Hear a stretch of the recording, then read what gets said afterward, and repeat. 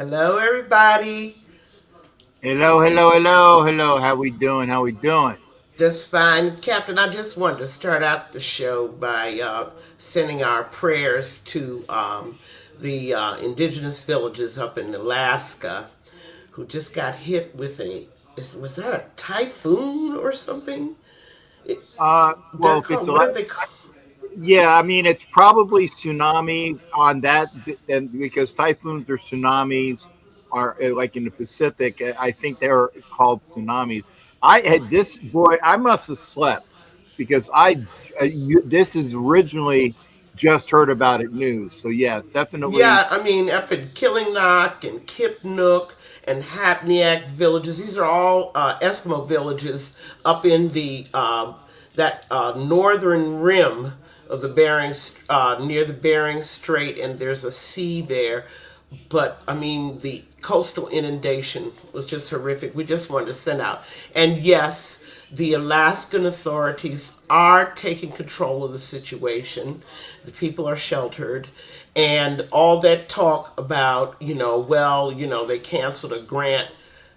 Excuse me, it takes at least 5 years to build a flood control system. Even if the grant money had been given this year, it'll take 1 to 2 years just to get it designed and permitted. But And, we, and if we're going to go there, like I said, remember when the hurricane took out Nolans, that was yes, stuff it said that when they got the money from that, it still took, like you said, another 5 to 7 years to do the buildups to so that exactly. it wouldn't happen again. And I don't even know if they did that. Never mind. La la But la la.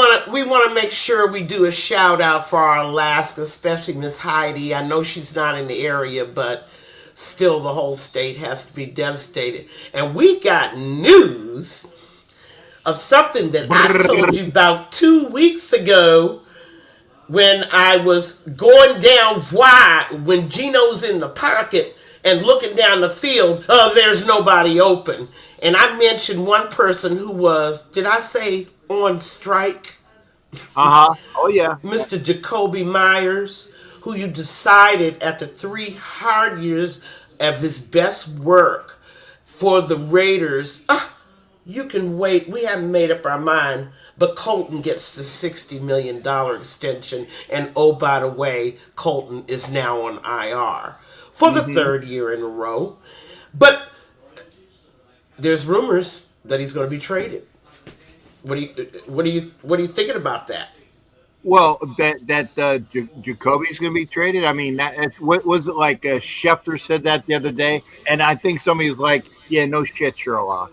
You know, they're going to get rid of Meyer, and the people are saying, "Well, why wait? Because you're going to get a third form after the year." But no, you No, don't. You need commodities now, right. and you need to get the strike mentality off the team. Right. Yeah, this is another Devontae Adams situation. The Raiders have once again done it to themselves. These are the kind of bad football decisions that have kept us at the bottom of the AFC West for the last 25 years. We just keep making bad decisions in that front office among the coaching staff. It was a bad decision to alienate Myers. Hmm. Okay? Especially when you did not have a true number one. And now our best receivers, we don't know his status at all now. But I know he wants out. Yeah. He wants Well, out of here as soon as possible. yeah, that was obvious. What? The way he's playing. Yeah, just It's like you said, it's like catch the ball, hit the dirt. Catch the ball, exactly. I go to the told you to watch it. sideline. As Yeah, soon as he catches the ball, he's going down in order to avoid injury. yeah. Okay? That's a guy that's protecting his future because he knows he has no future with this team. And the other part of that, I don't know whether people saw the Raiders picture of Michael Myers' touchdown on Sunday, Hmm. but to the far sideline, you could see Jacoby Myers, not surrounded by anybody, just standing there watching. standing still watching. They caught him in the photo. I was thinking to myself, there is no way if I'm Chip Kelly and looking at film that I cannot see that Myers is not finishing routes. He's not engaging in routes. He's missing his chips and blocks, but then they all are, so what's new with that? Mm-hmm. But this is the kind of thing that the Raiders brought on themselves. You cannot continue to not reward good performance and keep rewarding bad performance. Colt Miller had one of the worst years as a pro last year, and I don't care about his injuries. I really don't. Because what do they say? The best ability is. Availability. I'm very, very sorry that your body is falling apart and now you're getting injured all the time, but you're not worth a $60 million extension. Mm-hmm. I'm sorry. I wouldn't have paid Jacoby $60 million extension either. But Yeah. I certainly wouldn't have told him kick rocks until we decide what you want to do. We do it to ourselves over and we let good players get away. Yeah, actually, Peggy, I agree with that. That the thinking from on high, that as we've discussed, is that yeah, okay, we're going to pay that. No, we're not going to pay you. They did, though. I will say this: they did at least start drafting with two wide receivers in the draft. I know that you're not really happy. I mean, Besh, you know, is Don't be. they drafted. Wait a second, they drafted two, and they drafted a tackle and a guard to start taking care. Okay, well, we need to start bringing in, and and I'm not sure what the horticulturist or agricultural thing is about. Mm-hmm. You get when you break the God. Of course, I get a phone call right in the middle of the show. Mm-hmm. Um, you get rid of the crap on top, and then the stuff that's underneath grows up and out. Well, they're at least thinking about it.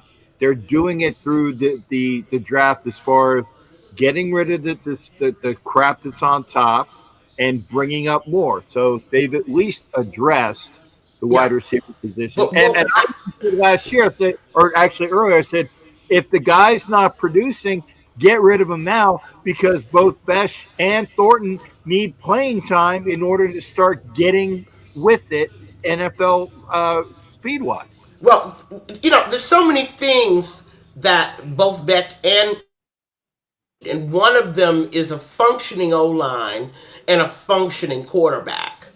Okay, to even get on the map.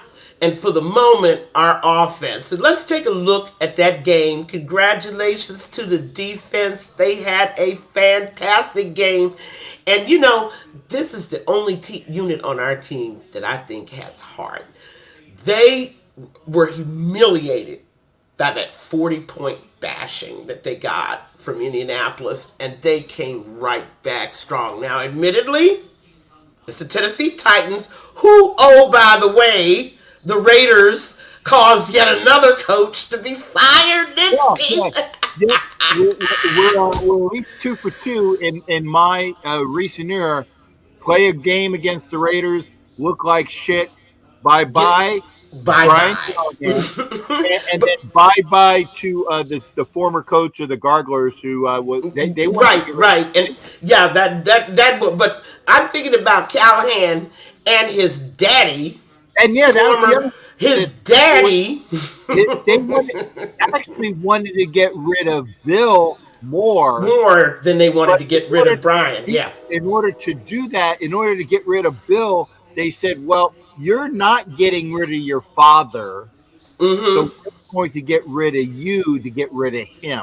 Right. And actually, that's one of the things that we're talking about uh, with our coach with Carroll's son. It's Yeah. reversed.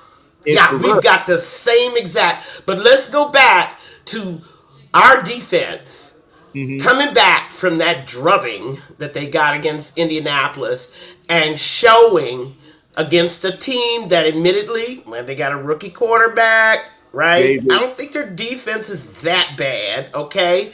Their O line is, of semi pro caliber like ours. Hmm. But there ain't nothing wrong with taking advantage of what you're presented with. Yeah. And You play. and we You play people on the absolutely, schedule. right? Yeah. We've been waiting all season for Patrick Graham to figure out, oh, let me use my veteran linebackers to help my pass rush, which had disappeared. Yep. They had 0 sacks against Indy, uh, and suddenly have 6 sacks. Okay? Devin White was just a beast, at least in the first quarter, until they figured out how to get him blocked. And I gotta, I gotta say, I never saw so much stunting and I want to call it run blitzing, but this is a different type of blitzing. Hmm. They're blitzing the gaps. I want to call it gap blitzing. Okay? Something that I felt the Raiders should be doing more often, but they really, really showed it. I guess Tennessee was the first team they could actually do it against, right? Because serious gaps are created in their O line because they're so bad, and that's why I saw that gap blitzing. They created opportunities. Max with 2 sacks, Lau Lau with a sack. I Yeah. mean, Leao had a hell of a game. He yes, had a he hell. did. He did, and I like the way they created that movement, which really helped our secondary, right? Hmm. But what also helped our secondary is, oh, by the way, Tennessee, they don't have much talent on their roster either. They don't Right. have a true number one on the field. I understand Ridley was injured, and there were you could tell there's just no talent on that roster. Not much. And of course, their run game really never got started. And remember the You see, you're at the game, right, Cap? You can't hear the announcer saying, "Why don't they run Pollard? Why are they running Spears?" I'm And like, what I I mean, really don't care why. yeah, no, I tell people this. I said, remember, those of you that watch on TV, you see Hmm. the play, and then you see 2 or 3 replays, and you see analysis, and you have different camera angles of what you were trying to look at. I see it once, and maybe I'll see a replay on the jumbotron. I don't see Hmm. what you guys see. So it's a one view, and Right. I have to do my analysis for the feel of Hmm. and the feel of the crowd and what's Right. going on. And I will say this: at least that last game it was a Raider crowd. Now let me also quantify that. It was about I want to say a 50% Raider fan, 30% Titans fans, and about 20% no seats. But at least we still won that portion of it where it's 50, 30, 20, because that's about what it was. But it was loud. It was Right. loud. I mean, so many the other part of our defense being the heroes, they created scoring opportunities. Hmm. Because let's face it, that pitiful offense wasn't going to be marching down the field on 80-yard drives. They are not capable of doing that, Hmm. okay? Of sustaining drives. So it was very nice to see the ball recovered on the goal line. Yes. And I was telling people Practically. had they not gotten that quick score, there was a very good probability that the Titans would have flipped the momentum. Okay, Exactly. and instead of being up 17-0, which was also amazing, it could have been the other way where the Titans were up because they were containing our near non-existent offensive play calling. Right, and we'll get to that, but I wanted to just brag about different things that the defense was able to do against the Titans. We don't know whether they're going to be able to do it against the Chiefs, Yeah. but that's a division game. Anything can happen. Yes, Okay, I would say that. I would say that. anything can happen in a division game. I don't care if they're Super Bowl bound. That's Kansas City. Hmm. Yeah. And yeah, so far they've owned us, but sometimes we own them Yeah. most unexpectedly and sometimes in our worst seasons. So Yeah. we'll not, just write the Kansas City game off, oh, they're too tough for us. I was glad to see the corners get settled down a bit again against so receivers, but they did get settled down in their man coverage, which was just horrific in Indianapolis. I don't know what was going on there. Stokes was back. That Yeah. was one good thing. And I also saw a camaraderie about that unit that the offense does not have yet. And I think that camaraderie is built through success, Hmm. right? If you're successful at something, you have confidence in yourself, then you start to build that thing, between each other. But before you get successful, yeah, there's a process. And I don't even think I want to move on to that pitiful Chip Kelly offense. I'm going to give it a name now. Oh, Because I now, want to hear this. I want to hear this. yeah, I mean, we now see patterns, don't we? We Yeah. see Chip wanting to run the ball up the middle, knowing it's been a brick wall since day one. We have no guards in center. Okay, I don't even know. I call them semi-pro, but I'm not even sure they make that grade. Okay, No, no, no, I'm no, no, no. You can use the term semi-pro, but they are JV semi-pro. JV They semi-pro. have to even they have, yeah, And JV there are semi-pro is about no, right. yep, there are no sacred cows. And I don't care what people think. There are no sacred cows when, as a unit, you are playing so horribly. If were it not for the defense giving them great field position, and they still managed to mess up a few of those opportunities, we would have lost the game. Yep. I It's like counted it. yep. Uh, I think the offense maybe generated 6 points without the field position, without the help from the defense. We'd have lost that game, and this would be a very different show now, wouldn't it, Captain? Oh, oh, I All your tell you. shows would have been very different had we lost to the Titans, okay? Because Raider Nation was already jumping off cliffs, and I'll get to that later. But I really think that Chip Kelly is really not understanding the personnel that he has. And he's attempting to do things that can't be done. The other thing I saw a lot of, and I don't know whether you saw this from your seat, lots of missed blocks on offense.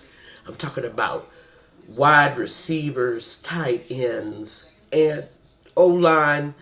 Not so much the running backs, but wide receiver, tight ends, O line.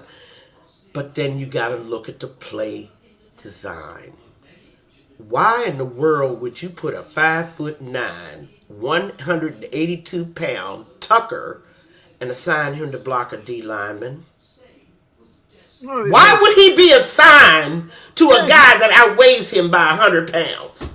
it's the element of surprise, and it's thrown out there, and he's not going to expect it. So he's going to be like a little yap dog that's Yeah, right. Get off my ankles, going. Yeah, right, that's right. I mean, that was a mission impossible. Okay, from the jump, it is the design of the plays. A lot of these plays are designed so that somebody has to chip or outright block someone in order for some of these run plays to work, and Yeah. definitely for pass protection. And it's not getting done. Hmm. It's not getting done. Geno still does not have a pocket. He still does not have time. Mercifully, he was only sacked twice, Yeah. only threw one interception. There's a debate about whether that INT was his fault, but we were actually lucky to get away with just one INT. Yeah. And what I always say is if there's no tipping, because I think that should be a separate stat. If Really, if it should be. if, if the ball is tipped, okay, That is whether it's not on the quarterback.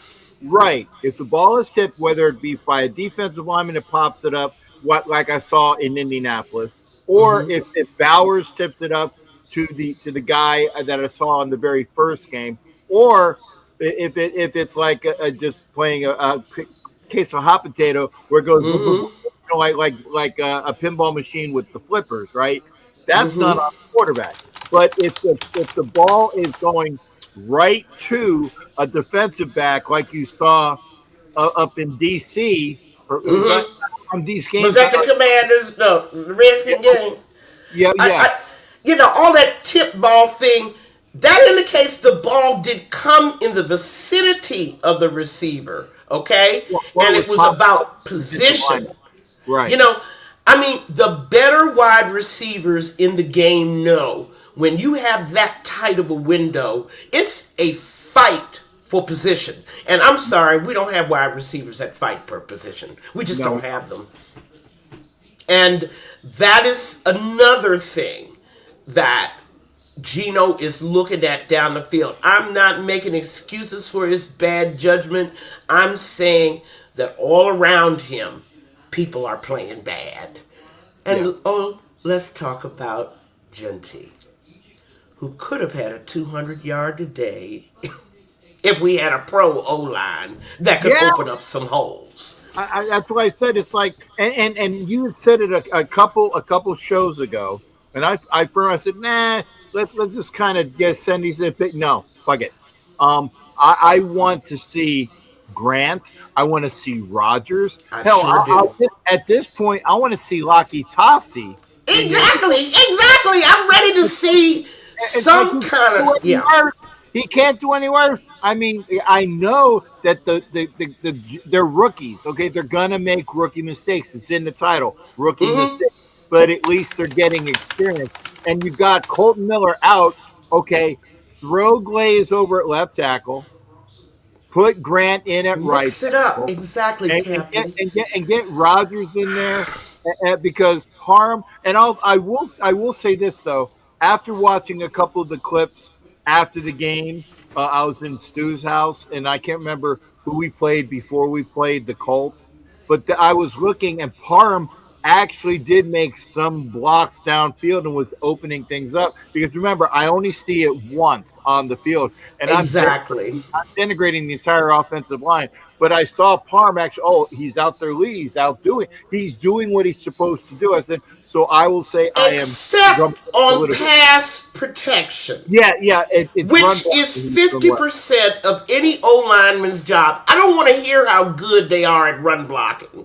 Yeah. Okay? I just don't want to hear about it. If you can't protect the quarterback, you can't eat up major chunks of yardage and get downfield. You can't come from behind to Mm-hmm. win. The farther you fall behind, the more impossible it is because you could no longer run the football. I mean, Right. that's where your pass protection is critical. And I'm sorry, hi Bishop. I'm sorry, all five of them fail, and they would have failed if Colton was still in there. We are talking about the offensive line as a coordinated unit. Yes. I am not talking about individuals here and there who make good plays. As a unit, they can't be trusted and aren't consistent. Mm-hmm. And those, even against the Titans, we still couldn't run up the middle. And here go Chip Kelly, still dialing up plays where instead of, I know you said it a million times, Captain, instead of bouncing Junty outside, which Yep. takes more time to develop, by the way, Mm-hmm. and of course, you need your wide receivers' help to do blocks downfield, okay? Mm-hmm. We're not getting that either, but they do take time to develop when you have to go outside. But you can't run it up the middle. Down on the goal line, was I the only one frustrated that he called two straight running plays Up the middle. up the middle and went nowhere? We had 4 tackles for losses. in the backfield. As soon as Junty got the ball, they were on him. Hmm. And there's the lineman standing there. Right now, I don't they don't have any numbers. In my mind, I just erased the numbers. Oh, it's one of them. Hmm. I don't even care who it was who let their guy go right by him and tackle my running back before he got to the line of scrimmage. It does not matter who it was. They're all equally at fault. Hmm. There's no consistency, there's no coordination, and I'm not sure about their confidence level. What does it look like to you? Because you actually saw them up front. What do they look like when they go back to the huddle? Are they hunched over? What's going on? What's going on with their manhood? I'm gonna say it. Their I confidence. Yeah, I was going to say, and this is the, and you know that I am more line offensive centric up here. So Mm-hmm. it looks like sometimes you're waiting to see that their testicles have dropped, and sometimes that happens. I mean, really. I mean, what is going on with them in terms of they absolutely know they are playing horrendous football. They cannot protect their quarterback. Their quarterback does not trust them. Can't Mhm. trust them. Because if he does, he'll be sacked 7 times a game. Okay? So he feels like, he has to take the weight of the world on his own, and then the play calling for the sideline don't help him either. Did you check out, and have you been checking out the last 3 weeks the way Gino's been audibling at the line? The audibles? Well, And the that's amount of good. audibling going on. That's good, but I Has will. anybody out there seen it? I'm gonna tell you this though, and this, by the way, is from a 8 year old. An 8 year old came up with this analysis because I heard about it. This is the grandson of one of the people that I was hanging out with this past weekend. Her grandson said, "Grandma, look at Gino." Okay, and this is true. He said, "Look at Gino. He can't turn his head. No. He locks on to the first receiver or the first person in his play calling and pops him. Now, I looked. I said, I'm going to look at this, and it was true, except for the one play where it was a designed look to the right and have Genty come out to the left and catch the ball. The kid was correct. Gino does not move his head. He does Why would not he? He's breathe. got to keep his eye on that O line. When you don't trust your O line, you're not looking downfield. Not really. You can't. My dad, 1960s, when he first was teaching me football, told me watch the quarterback's helmet and neck. Mm-hmm. See if he's moving it. Okay, moving his head, scanning from left to right. If he's not scanning, his eyes are on that O line. He don't trust his O line. Because in order for a quarterback to feel confident to do his first, second, and third reads, his eyes have to be strictly downfield. And that O line has not given him any comfort level to do that. He has to be looking for escape routes. He has to be looking for can I slide this way or slide that way, or do I have to run backwards? Or am I ready to take a slide? My dad said that if your quarterback head is not moving, he don't trust his O line. And there's a reason why. What reason have the Raiders given for Geno to trust that O line? We Not a don't lot. even we don't even throw deep anymore, Captain. No, we don't. I just remember in the preseason we were trying to get, and people talking about Thornton that he shouldn't be in there. I still say the kid has to get his route trees up, but at least they were trying to get to him on the deep ball. They did that in the preseason. I honestly don't remember throwing beyond 17 to 20 yards this If year, that, if if that. that, none of our players had catches for more than 12 yards or 13 yards each. I mean, Meyer had 5 catches plus 50 plus that wonderful touchdown, which was Hmm. another timing pass. Hmm. Okay, and I'm going to talk more about timing, but the rest of them 8, 9 yards at most a catch, and I bet you half of that was run after catch. 4 yards and then a 4 yard run. Okay, that's what our offense is reduced to. You don't come from behind with that kind of offense, and you don't get sustained drives with that kind of Hmm. an offense. And I think that that's what Chip Kelly's offense is facing. You don't have a number one wide receiver on the field, and you don't have an O line. Captain, did I not say in August that those were the two areas I was most concerned about? Yeah, yeah, you did. And And that's why I'm saying by you saying, oh, Jacoby Myers is up for trade. Yeah, no shit. And no shit. let's go get feed somebody else. Okay, get somebody that doesn't, like you said. And I'm sure I would like to see what the yak is for Jacoby Myers this Oh. year. He used to get a lot of yak. Well, Now, not a lot. I mean, I never saw him break free for a touchdown, catch the well, ball 5 yards, and then run for 45. I felt right, but he's at least not a number one. but he used to at least go side to side trying to get But why should forward he now? here. Why should Yeah, he? I know. Yeah. Yeah, I told somebody today, y'all want to know what's going on with Jacoby. You need to call the AFL CIO. Talk to his union agent, cause he on strike. Yeah. Yeah. We got all Okay. it needs is the He, sign.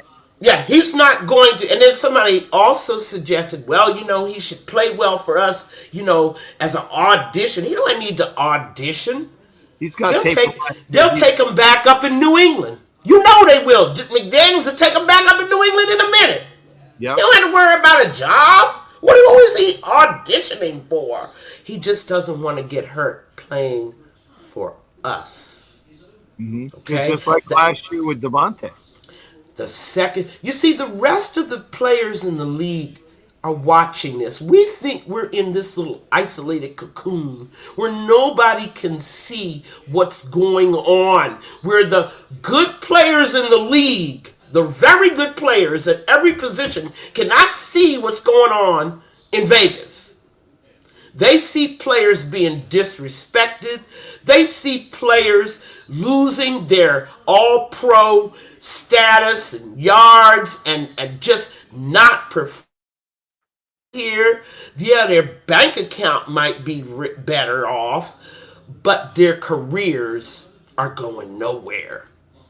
And they're disrespected. The rest of the league saw how we treated Carr after 9 years. Do you think that any very good player, all pro level player, is going to risk his career to come here? Think about it. This is why we don't know why we were not able. We lost every one of the number one wide receivers that were out there on the market in the offseason. We don't know whether they even wanted to play for us. Hmm. We don't know whether they told their agents, the Raiders are not on my list. Yeah. Don't That's even. why we had to develop our own number one. Yeah. But you can't do it without an O-line. You can't do it.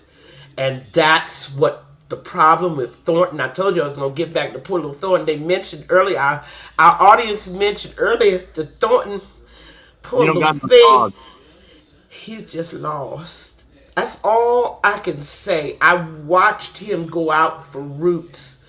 He was clearly, not only was he not getting separation, but that was the half of it. He would plant himself at one place and then, oh, I made a mistake, and move maybe 2 or 3, 4 inches over. Okay, as if he had planted himself in the wrong place. He wasn't supposed to be there. Okay? I saw him do that a couple of times. He was second guessing himself, and of course, they didn't even play him Sunday. Did you notice that? No, He wasn't. he was not on the field. No. Was he inactive? Please, somebody tell me because I didn't see him on the No, inactive actually, yeah, list. yeah.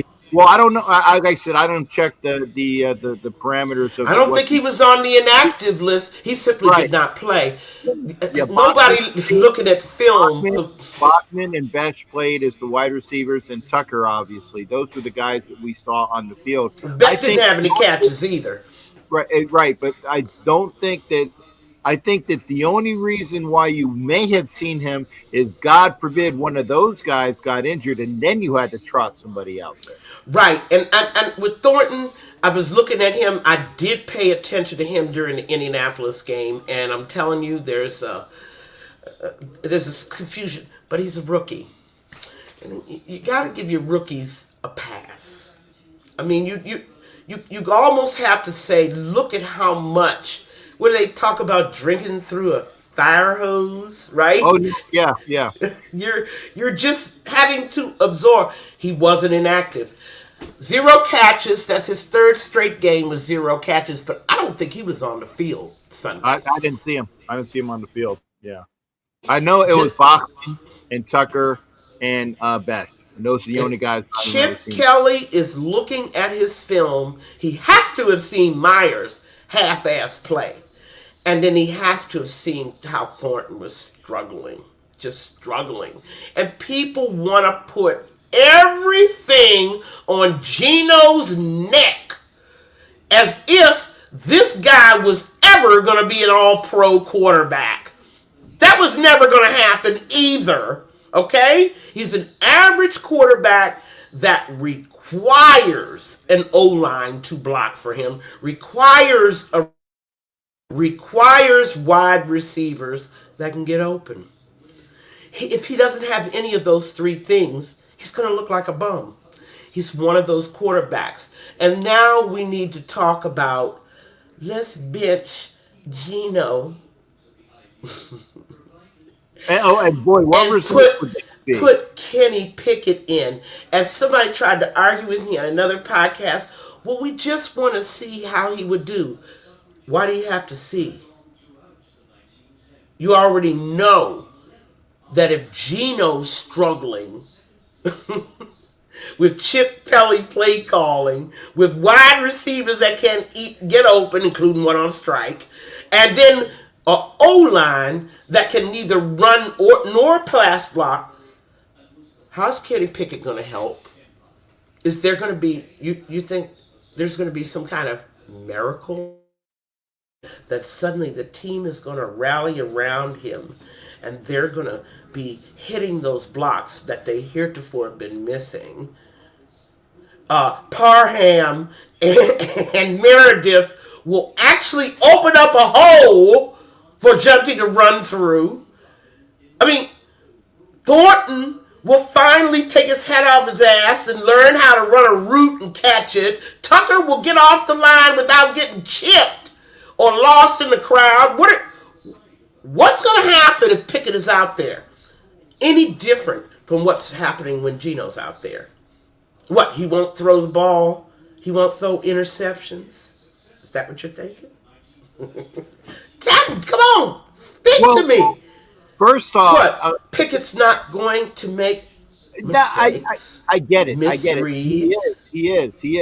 But the thing is that what and somebody always said, and this is an analogy, or not an analogy, but this is something that you will always hear. The most popular person Yeah, on the team is the backup quarterback. he's our man. If he Like, can't do it, nobody can. I yeah. mean, this is the kind of delusional thinking, starting out with people believing that A, we had a playoff team, or B, we had a winning team. Look at the roster. In August, you could tell neither one of those things were going to happen. Okay? But there were people that persisted with these delusions, and, those were the same people. Raiders sucks, Raiders sucks, Raiders suck, all up and down the timeline, calling themselves Raider fans.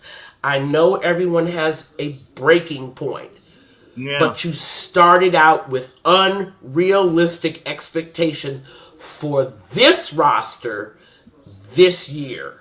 Okay? That thing that makes them think that Pickett is the second coming of Gannon, Plunkett, and we have to throw in, oh, thank you, Nav Man. We have to throw in Daryl LaMonica. Okay? Yeah. Got him from the Bills. That But he's going to be. they had offensive linemen at least. They had Hall of Famers, and Yeah. not only on the field, but as coaches. Hmm. You see, this is nothing like that. There will be no rescue ship coming to make that Raider O line play any better than they have been playing so far. There's Hmm. nothing, no one that's going to make them. If their coaches can't get them to do it, why would Kenny Pickett? Hmm.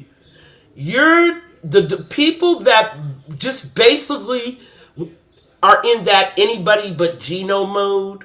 Because I know where they are. And like I said, everybody has their breaking point. Okay? But it's delusional. You're not going to get better play out of the quarterback position until you solve two problems that cannot be solved until February. And And that's. actually, yeah, Mhm. I was gonna because I've been reading the comments, folks. So don't think that I'm not. We're reading your comments and I've been thank you guys. I've been saying that I needed the proper segue because there's been two questions that I want, and it's about the quarterback. Mm-hmm. And I'm going to paraphrase one of it. Delusional. What would you have taken Sanders now? Sanders. And then the other one is, shoot, it was. I'll get the other one, but I know the first one No, was. let's answer the first one, Miss You Captain. you do that while I go look for the second one. Yeah, I know you it's look for that second one because who is our head coach? Pete Carroll. it What ain't has happening. Pete Carroll said about rookies? They have to What earn their. has Pete Carroll said over and over again? He doesn't want, he wants experience, even if they're bums. That's why he got brought in Kappa and has him playing, and Forsythe and have him playing because they're veterans. If Shadur was on this team, he would be sitting down just like Pickett. And Hmm. oh, by the way, for all you Kenny Pickett fans, basically, Pickett lost the quarterback battle to Shadur in Cleveland. Tell me all these little excuses about what happened to Pickett at every place on his journey, 3 teams in 4 years, okay? The problem here is when a team thinks you have value to them, either as a backup or a starter one day, they don't let you go. They keep you. That is the business minded aspect of the NFL. If you have value to that team, they'll do what they have to keep you. Like the Raiders perceived Colton had value to them. They did what they had to do to lock him up. Okay? Nobody's done that for Kenny Pickett. Nobody. When he left the Eagles roster and said, I'm going to Cleveland now, they like, bye-bye. Why is that? Why did 3 coaching staffs say he is not valuable enough to us as a team to keep him? There's a reason why, and if you look at Kenny Pickett film, you'll see. I think his skill set is pretty good. Okay? Nothing wrong with his arm. What the problem is called football IQ. Did you And all, find that second question, yeah, yes, Captain? it is. What's that? And the answer to the Shadur Sanders, Pete don't like rookies. Yeah. Next. Go ahead. And this was Pete's not getting a rookie quarterback, okay?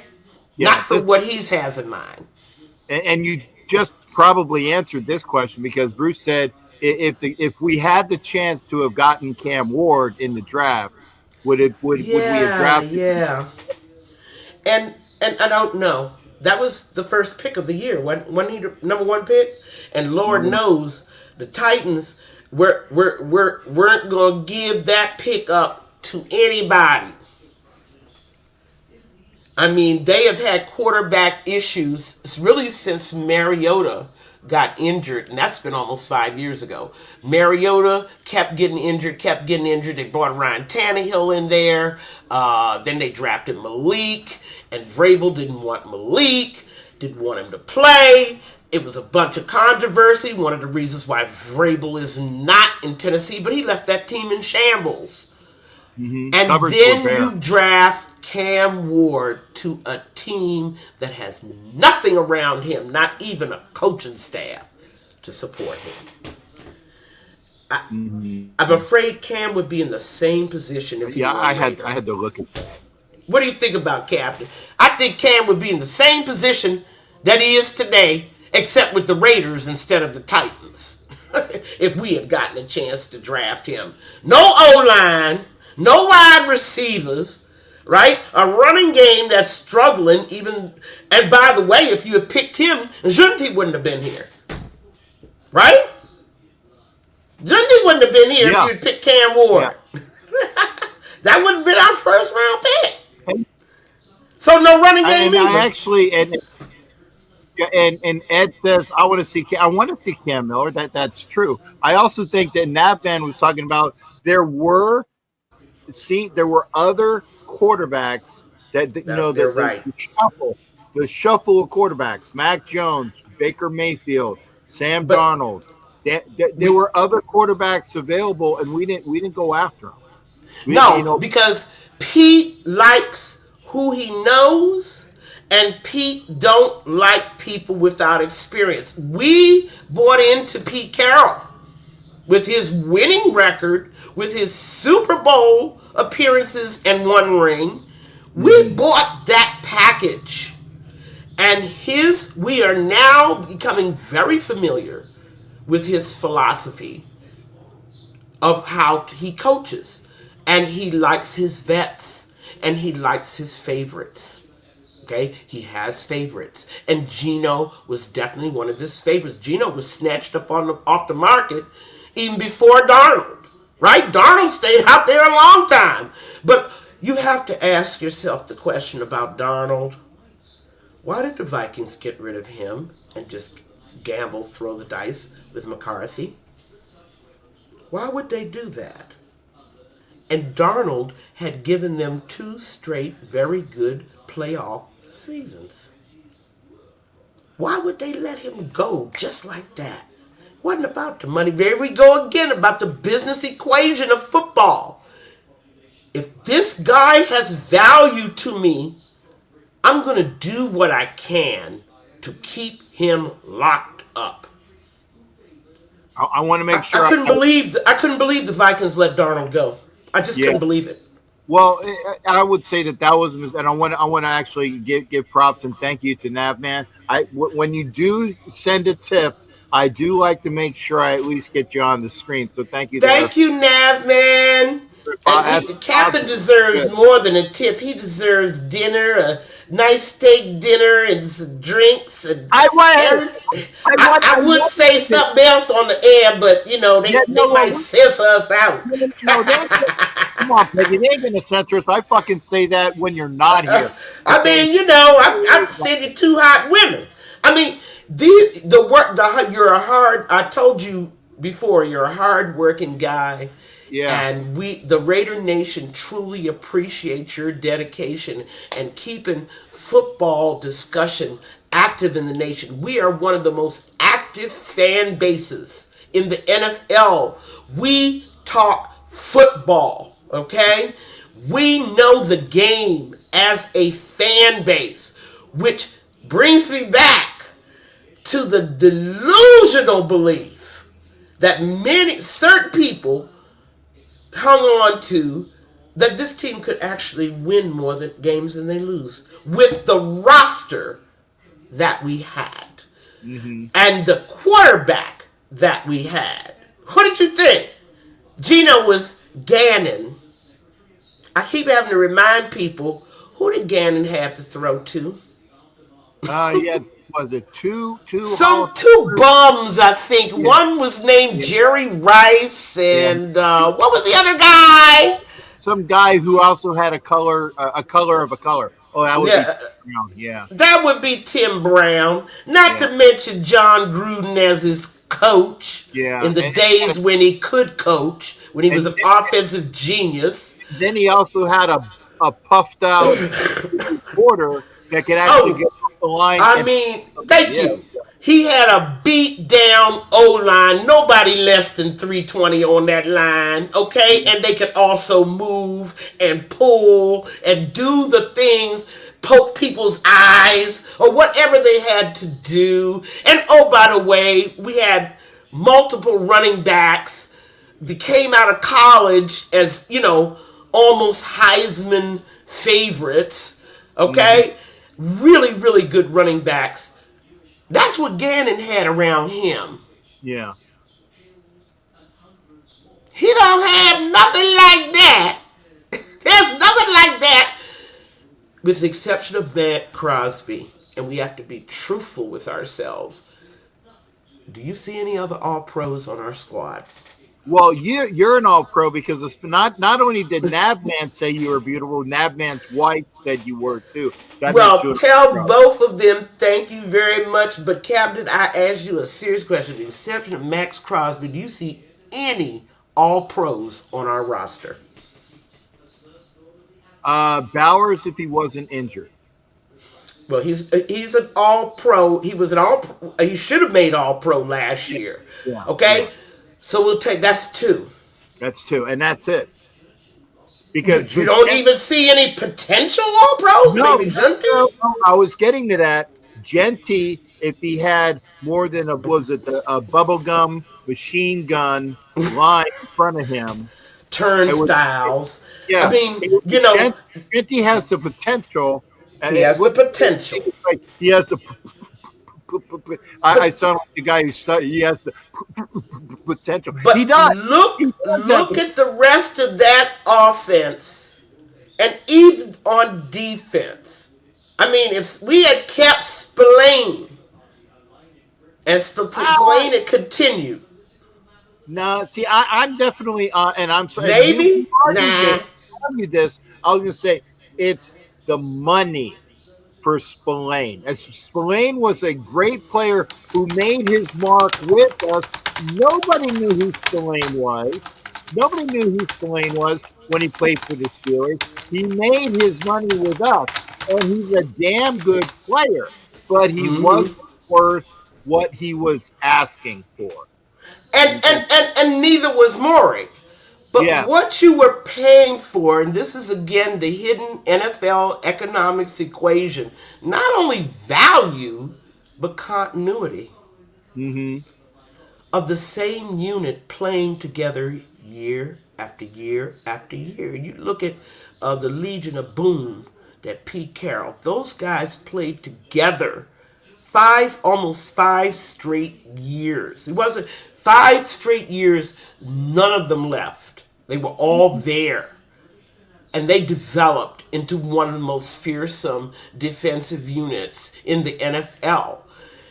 You can't get there if you keep replacing guys and changing the chemistry and changing the dynamics on the field.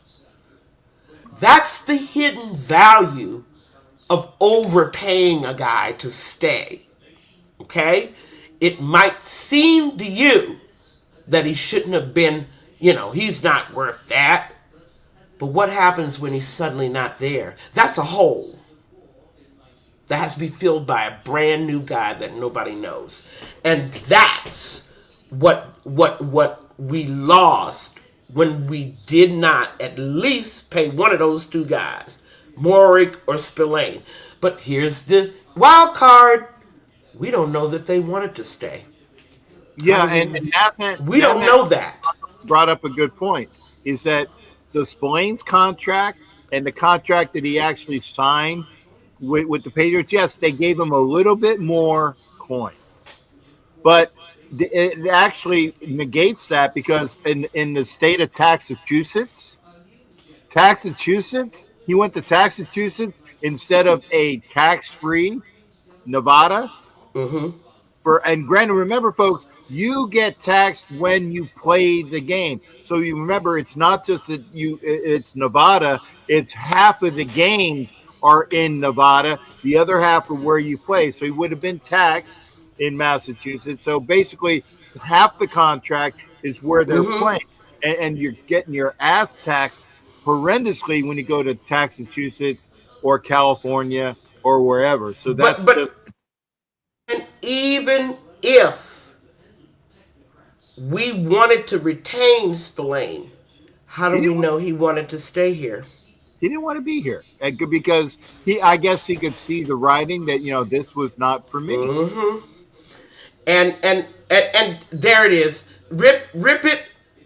I don't think they wanted to stay, especially after what happened to Pierce. You cannot keep ripping people out. Telesco's here 1 year and then he's gone. I mean, Pierce is here. He does well. You let him be coach. He's gone. You I can't keep ripping people out I and agree with expect your players to have confidence that they won't be next. Peggy. I'm gonna say this because I am definitely not of the ilk that Antonio Pierce was the answer. No, Antonio not Pierce by any means. Antonio Pierce was a rah rah, just like Raheem Morris. He's a rah rah coach, but Hmm. Raheem has actually learned as he's gone. He's gotten to be a He better coach. sure got he sure got a long learning curve. That's all I got to say Yeah, about yeah. Raheem. I'm He did, hoping, wishing him the best. Okay, yeah, but but not his a learning curve is too long to me. He didn't have two chances to be head coach. right. It's not Raheem. Okay, yeah, he had that longevity. That's why he knows how to coach. Now, Antonio Pierce is not the answer. Thank you for Rip and saying that. But wait a minute, you missed what I said.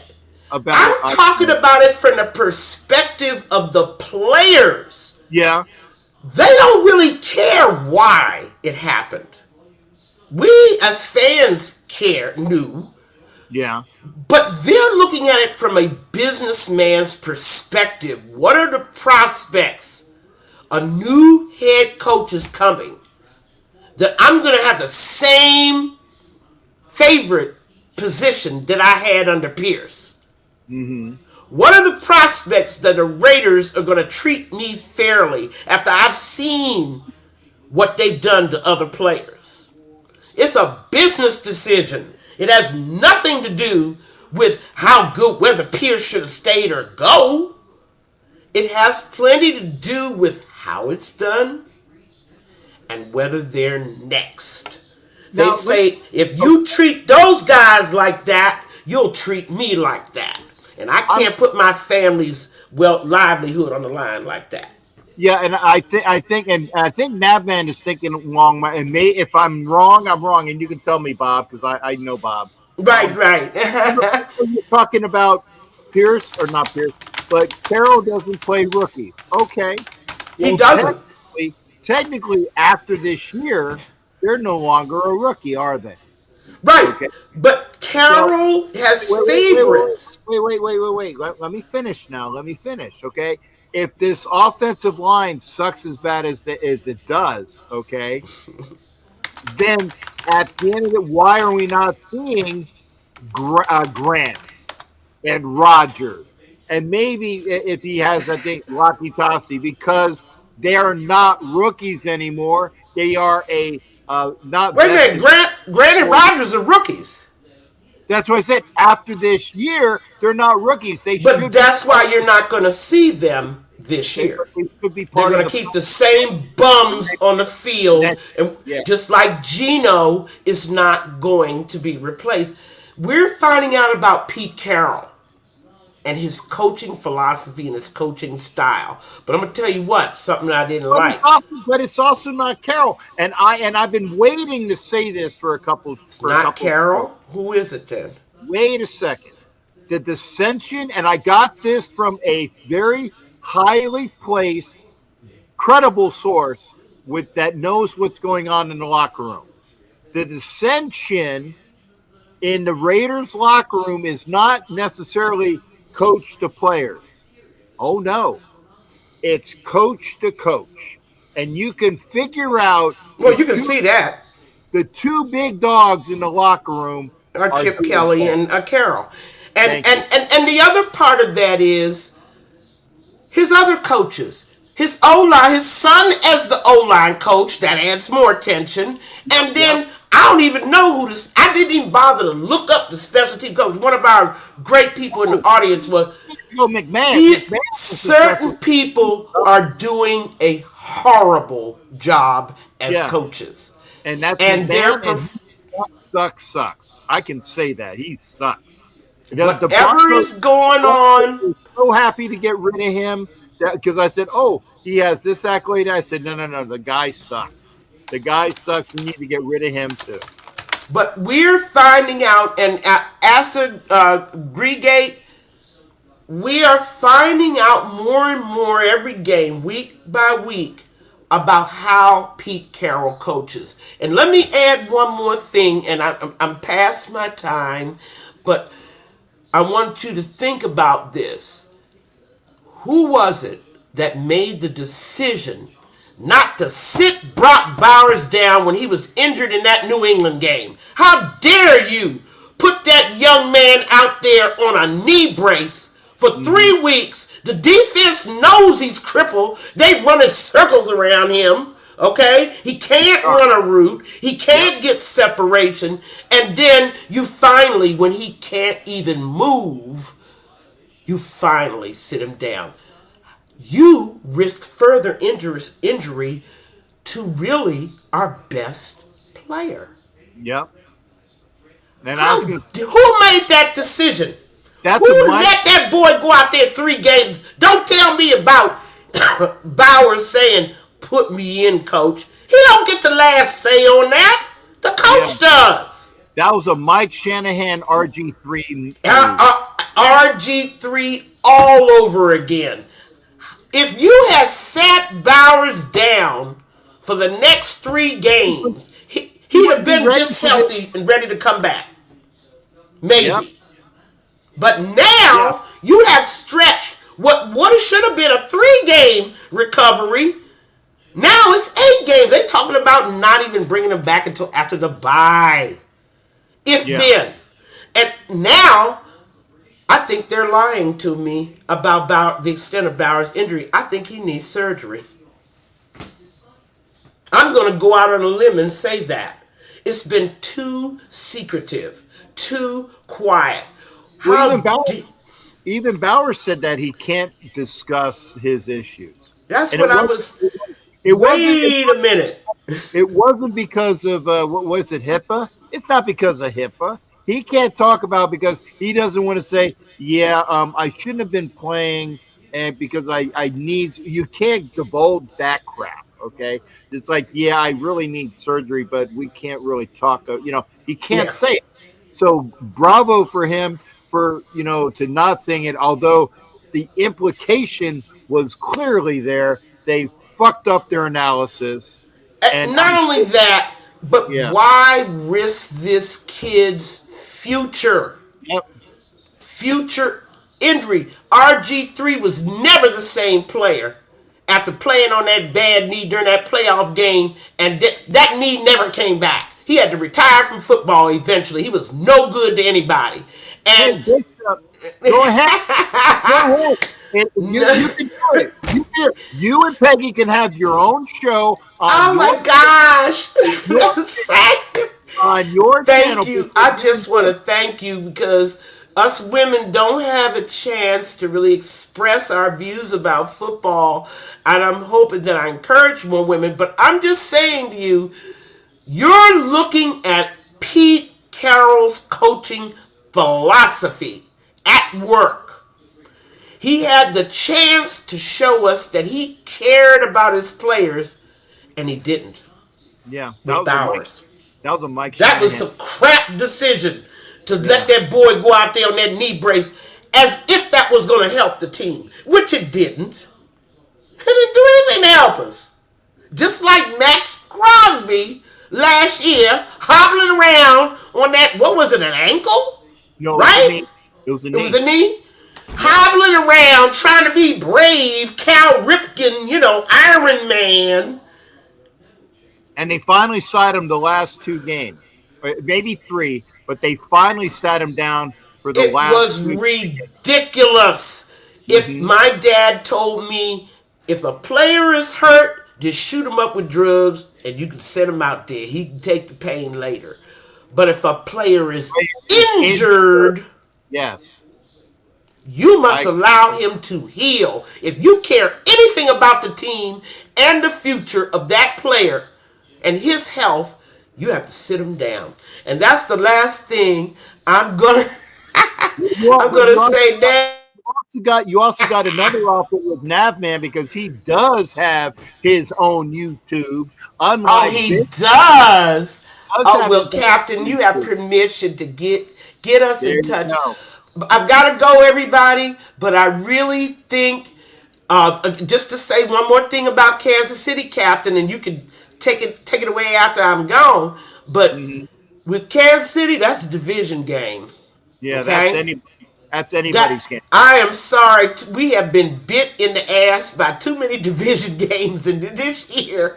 Having no idea. Did you know the Patriots are on top of the AFC East? Holy Because Toledo! they beat the Bills the opportunity they had in Buffalo, by the way, I which is mean, why they have an even record. They're the division leaders because they beat the guy in number two. we got to have our defense top notch defensive planning. Patrick Graham, I'm talking about you. I mean, we really, really got to attack those weaknesses that the Chiefs had, and they do have weaknesses. And we need to study the film from the Detroit game because they came out with some new wrinkles on offense that I hadn't seen from Kansas City all year long. Well, Okay, you'll have. I didn't see the you game. need to you have to I was watch trying the to. film from that game because Okay. Kansas City was doing a few new things, Hmm. trying to generate a running game, but giving Patrick the option to make it a passing play. I, I, Okay. I won't say anything more. Everybody have a great week and go Raiders against Kansas City. Okay, Captain? Talk to you Got soon. Thank you, honey. I appreciate. Hey, the Miss Peggy of DC, and I'm not saying this to piss off the ladies. That is the DC wench, and That that is is the DC winch, honey. my All heart. right. Talk to you soon. Bye. All right, take care, hon. Thank you. That's Miss Peggy. And for those are calling me a misogynist, because I've heard it before. When I had the show that says Captain and Wenches, it was the ladies, Peggy and Heidi, that said, "Yeah, Captain and Wenches, that sounds like a great idea." And they accused me of being a a misogynist, of being a anti-female. They came up with the title of the show, and I've called Peggy my wench in a good for years, and there's no hate there. It's love, and me and Miss Peggy get along. Me and Miss Heidi get along. Okay, so there's great, and I enjoy the show. And by the way, Bob, I will give you Peggy's information because she'll come up. She'll come on your show. And Bishop, get your own effing channel, and she'll come on with you. Maybe. I know you're busy with your pulpit. I get it. I'm not being a dick. Bishop has his congregation, or I know that denominations have their own name for their group of their flock. So I'm not disrespecting that, but you have your what do you call it? Issues, not issues, but you have your own responsibilities with your flock. If you have a YouTube show, boy, I don't think you've had the time. Your wife would be so mad at you. Your wife would be so mad at you, and I don't want your wife blaming me. You do your pulpit. But Bob, I'll get you Miss Peggy's number. Anyway, and Raider was it Raider Man? Good to see you, Raider Man. No shot with Jimmy. He's good for 1 to 3 picks. They're not going to get it done versus Chiefs. Well, I will go with the statement as soon as you get rid of those last two words. Get rid of the first word with no. Get rid of no. Get rid of and refs. There is a shot. A shot with Gino, even with his picks, it would get rid of the not going to get it done versus the Chiefs. But once you throw in the and refs, that's where it's a possible losing proposition. Oh yeah, Bob, you're I'm ready to open it up because Peggy does an hour, and then I move the show. And the only unfortunate thing is that's that extra half an hour back. So I'll be getting ready to stop the show at 11:30 vice 11 o'clock Eastern time. But yes, and Bob, aka Nabman, says it. Yes, there is a shot mixing a drink. Yeah, get your drink. I didn't realize I popped through these way quick. So when you're getting a drink, I might have you come on and I might even go get a drink. Not alcohol. Bob's mixing. He's a nav man. He's definitely mixing a drink. And Bishop, you can come on. Stoffel, thank you for being here. Yeah, we're going to talk about there is a shot for the Raiders. But it's because it's a division game. It's a division game. And I appreciate everybody being here. I appreciate the likes. If you like what you see, push it out. Saying, yeah, Cap's on. And you know that my shows are more interpersonal. It's not somebody just pushing out like line after line after line. I talk with you, you talk with me.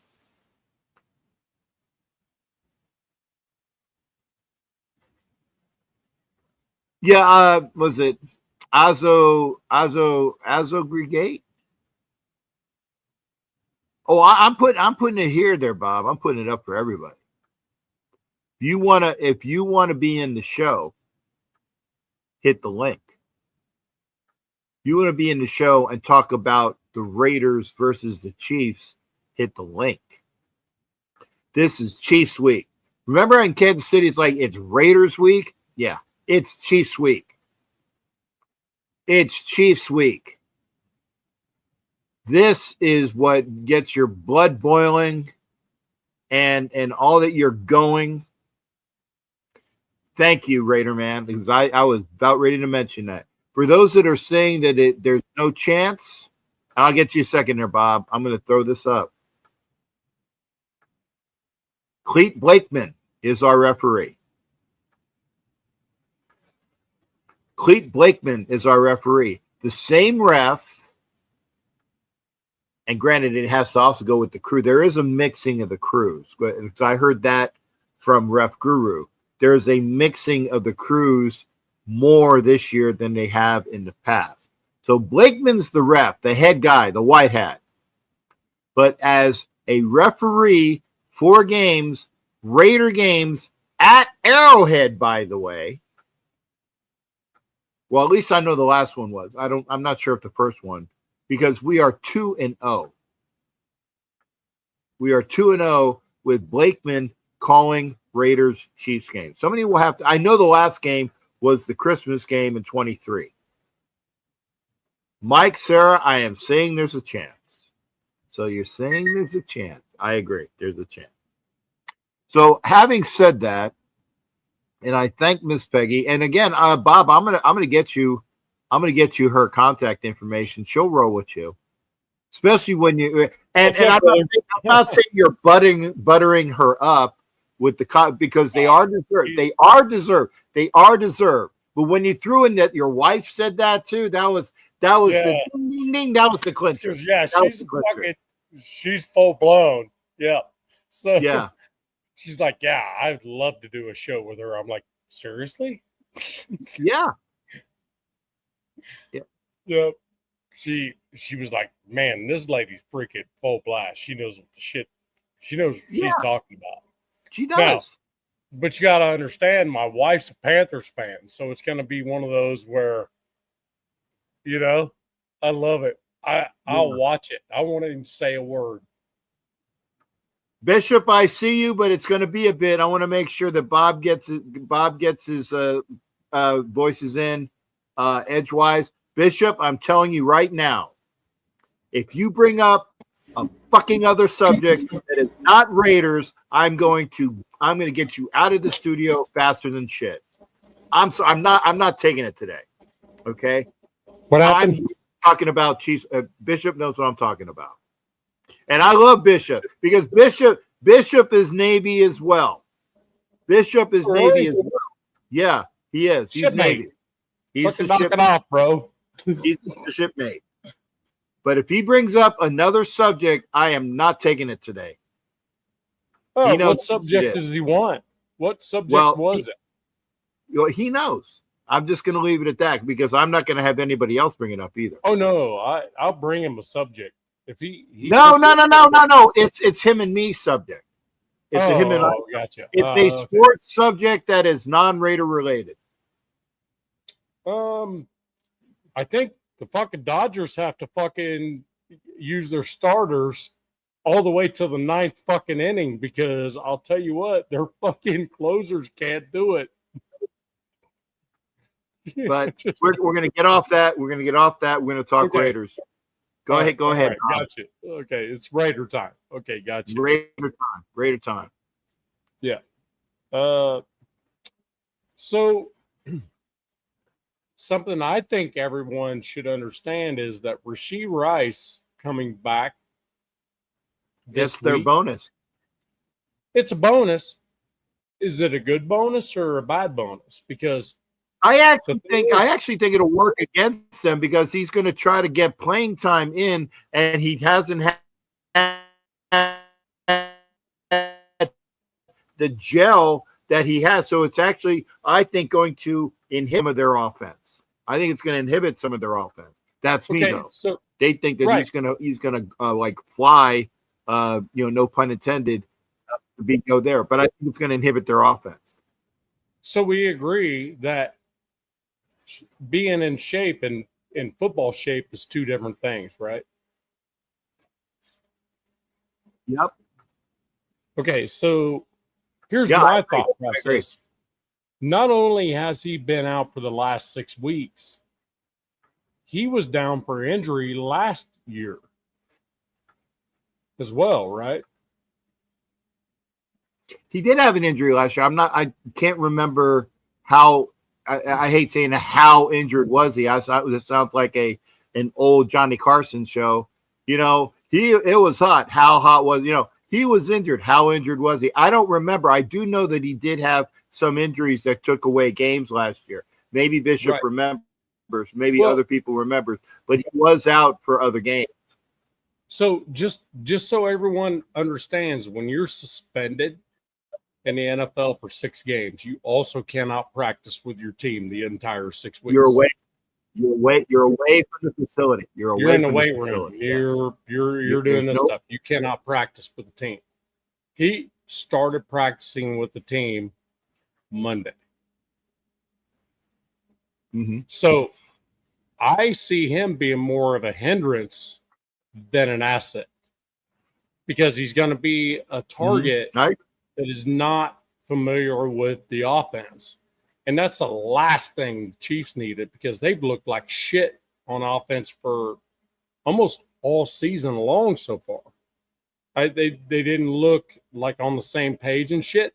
And now that you put this guy in there that hasn't been around and been able to practice with them for a week, I firmly believe. I'll tell you what, if he proves me wrong, proves me wrong. But yeah, that typically doesn't work. I can go there. If all that, if he's all that in a biscuit, then great. I got the Raiders beating them 27-24. I really do. I saw that. And I put that up. I put that up. Actually, that would be fantastic because the Raiders have not scored. I think they've scored over 20 one time this year. Yeah. Twice. One time. Twice. Okay. They scored in New England. They scored more than 20. Yeah. And then another time they scored more than 20. But they're Yeah, I mean, 20 is that. And it was garbage time against the Colts, I think, wasn't it? Yeah. 20 was last year. You know, it's like that's the mountain that they cannot climb over 20. Well, and that's the thing several of us have talked about was, okay, so if I look at Seattle's defense or offensive line, which was terrible last year, they were 29th in the NFL overall.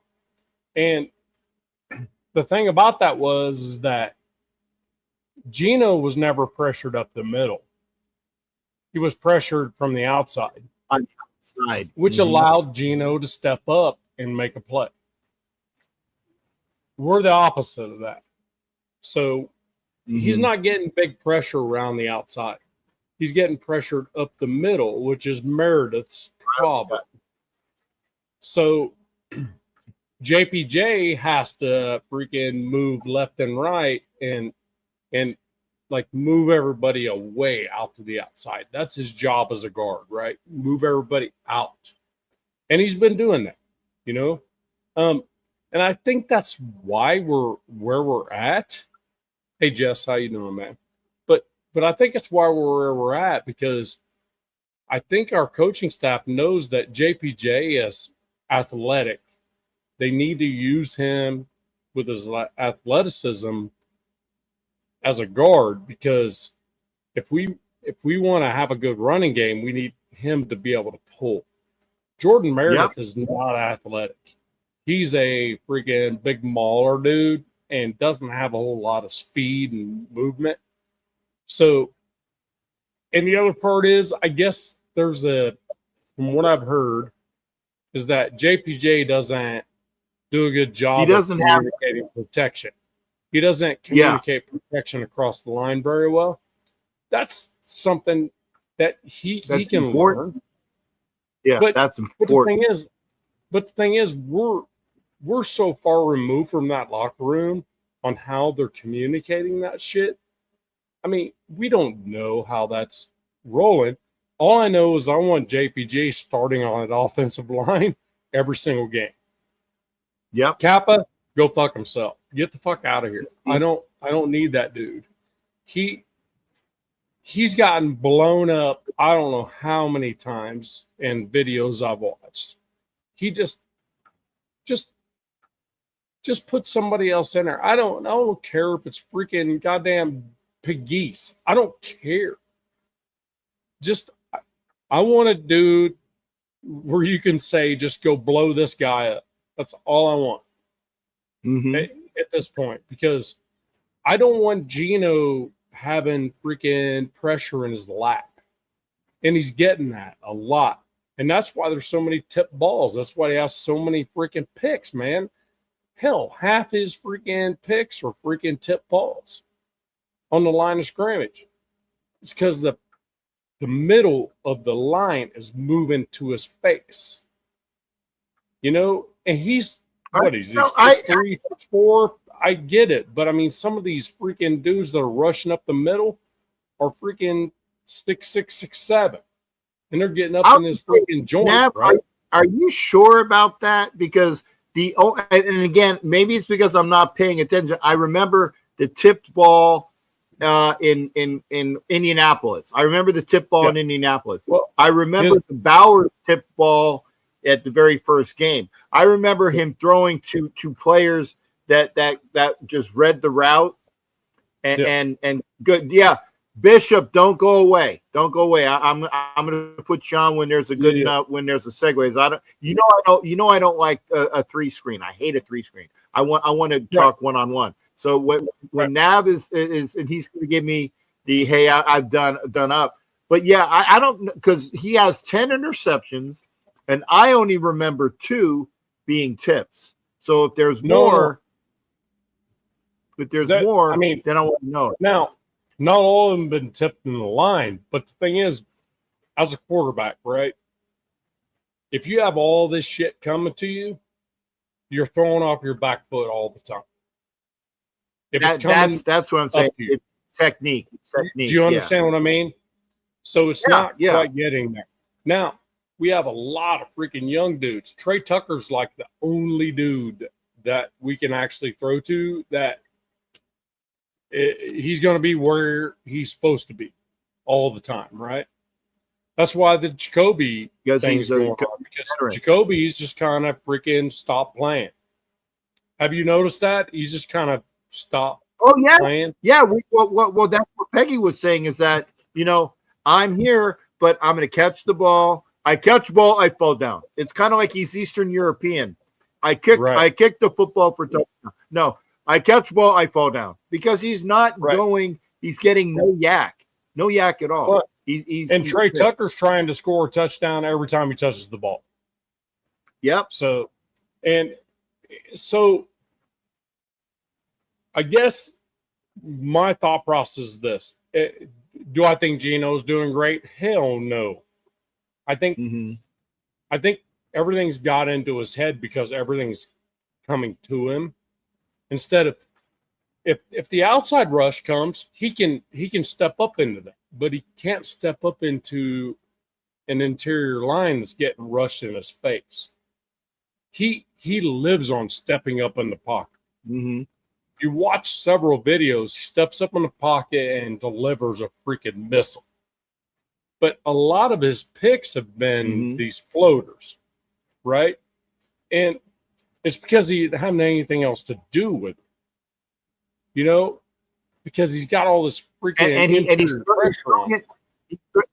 and he's throwing into double coverage because he's trying to make things happen, because he feels like, because Gentry's getting blown up and he's not running to capabilities because the offensive line sucks. And Geno has having to do all of these things where he's throwing into double coverage because the offensive line sucks. I said it all comes down to that. And by the way, Chip Kelly's, and I don't like his offensive play calling, but it's because the offensive line sucks.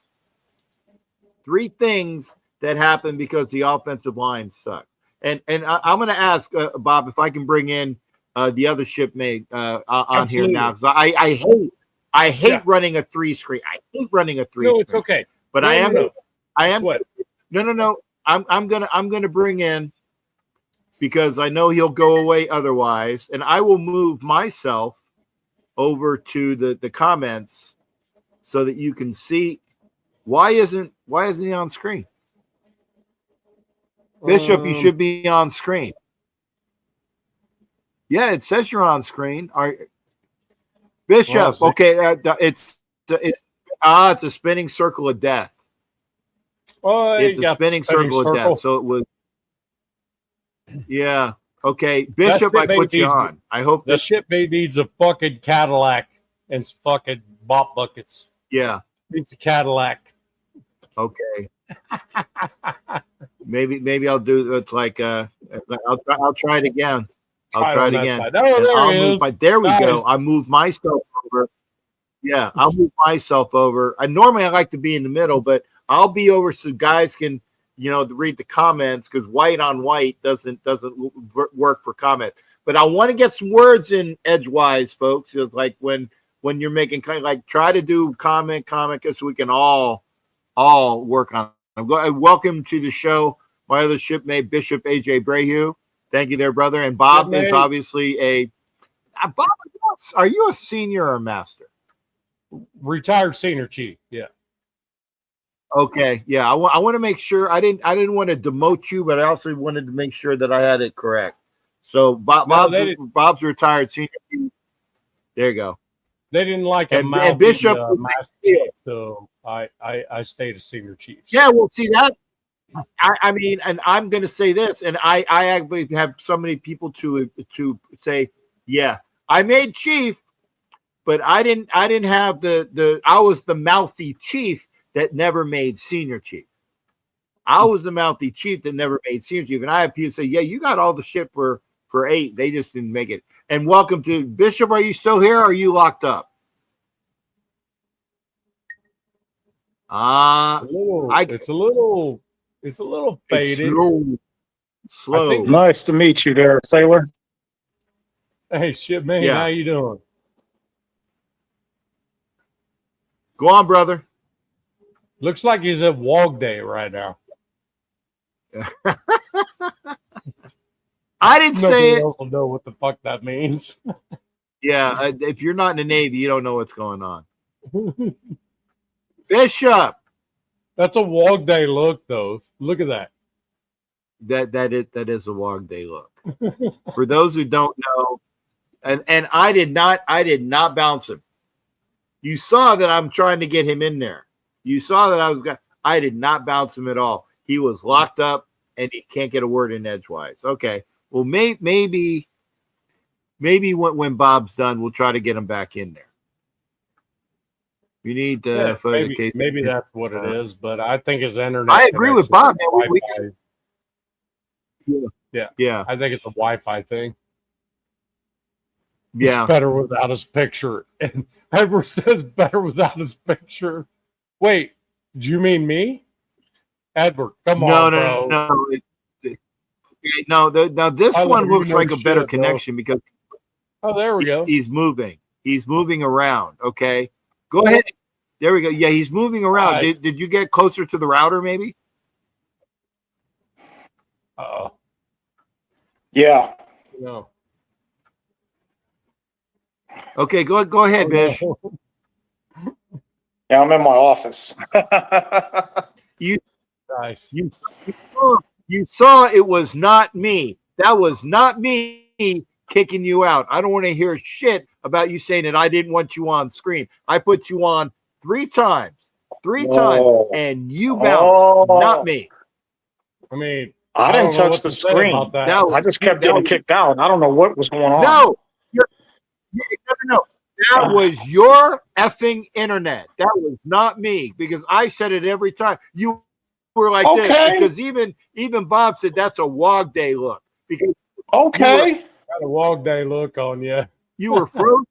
The Wog Day look. That's it. Go ahead, Bish.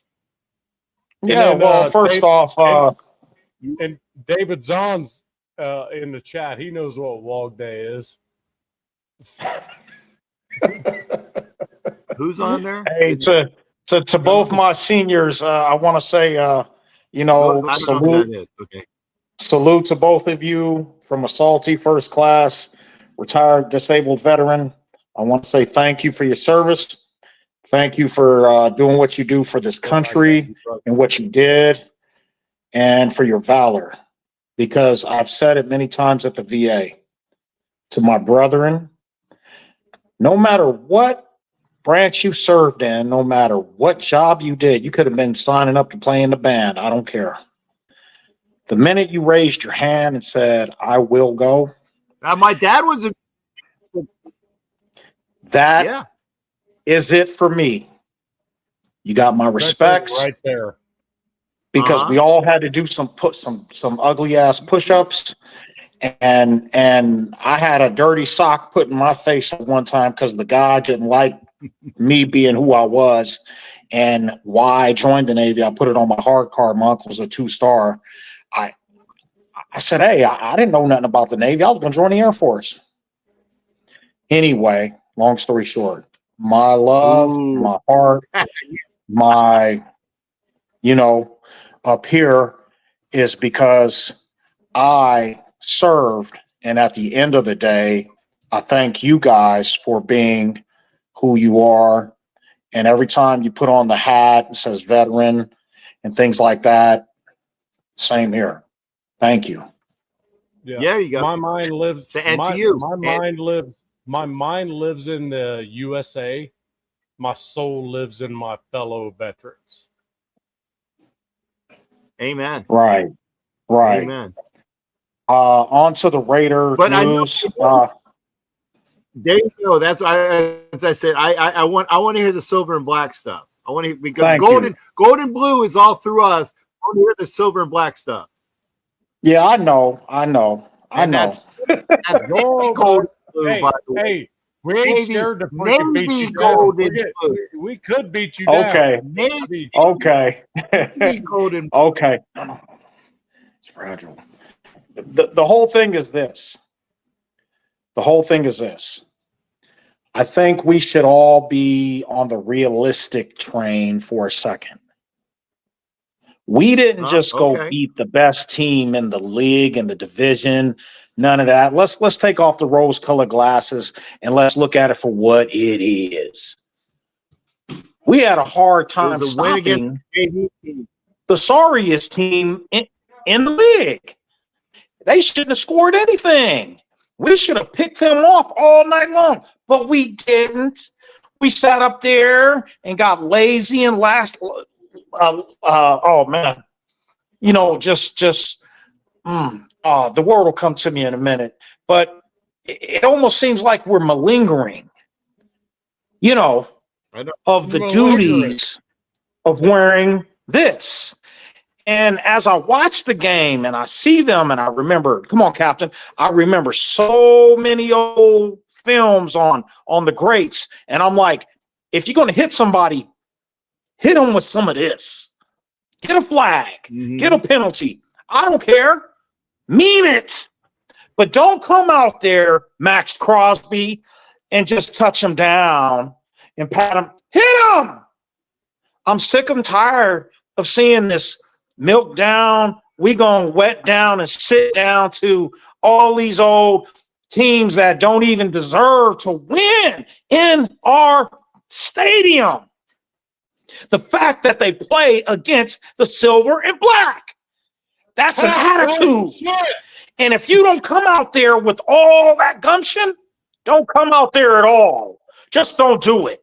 Just don't do it. My sailors here, my brethren, ooh, come on. If we came with half, if 10%, man, you remember them wet days when you had to dry shave with that Bic razor? Oh, it was cold in San Diego. People think it was easy. No, it wasn't. No, it wasn't. Many times I thought we should be on the other side of the fence, but that's where my heart comes from. If you want to sit up here and think for a minute that we are some great this and that and we gonna whoop on Kansas City, no, don't do it. Don't even think about it. Would I love for them to beat Kansas City? Oh, hell yeah. But and come on, guys. Anything. Hey, I will say this. And Peggy alluded to it. Okay. Wait a second, shipmate. I get a chance to say shipmate, and it actually is real. Okay. It is a division game. And remember how Marty always stirred up? This is Raider week. Urgh! And people would run through the fucking fence, right? Because it's Raider week. This is Kansas City week. Gonna flip the script on them. We can beat them. And I'm going to put the if out here. We could beat the Kansas City Chiefs if we play full capabilities. What the issue is, is beating Kansas City and the Zebras and the Swifties all together. Yeah. That's the fucking issue. That's the issue. So be honest with you, shipmates, both. I'm looking at the matchup. Devin White spying Pat. I don't think that's the best idea. No. I think Jamal spying Pat is a great idea. Yeah. So the thing about it is, I think Rashee Rice is actually going to be a problem, him being in the game. To be honest with you, dudes that hasn't played meaningful football in a year. I mean, to be perfectly honest with you, I mean, there's football shape and there's being in shape. Mm-hmm. I mean, he hasn't he hasn't practiced with the team for 6 weeks either. When you're suspended from the team, you're suspended from the team. You know, so I'm not sure. Is he going to take away from fucking Worthy? Is he? I mean, what's going to happen there? So my thing is, when you look at what happened with the Titans, now granted, Titans suck. Don't get me wrong. Their offensive line's not terrible. They're not good, but they're not terrible. They're better than our offensive line. I'll give them that. Oh, I think the Titans' offensive line's better than ours, but yes, for sure. The thing about it is, if you can get up the freaking gut on freaking Mahomes, he's been proven that when he gets pressured all day long, he is not at Mahomes. Yes. When you get his face, and it was proved in the Super Bowl, it was proved both Super Bowls. Both Super Bowls. When the Bucks kicked their ass and when the Eagles kicked their ass, it was proven. You get up the middle in that motherfucker. Yeah, I'm getting you to fucking, I'll go out there with my fucking power chair and my cane and I'll fucking do this shit. Right? Look, I don't know if let me tell you something. I'm not screaming Super Bowl this year. I'm not screaming a Super Bowl.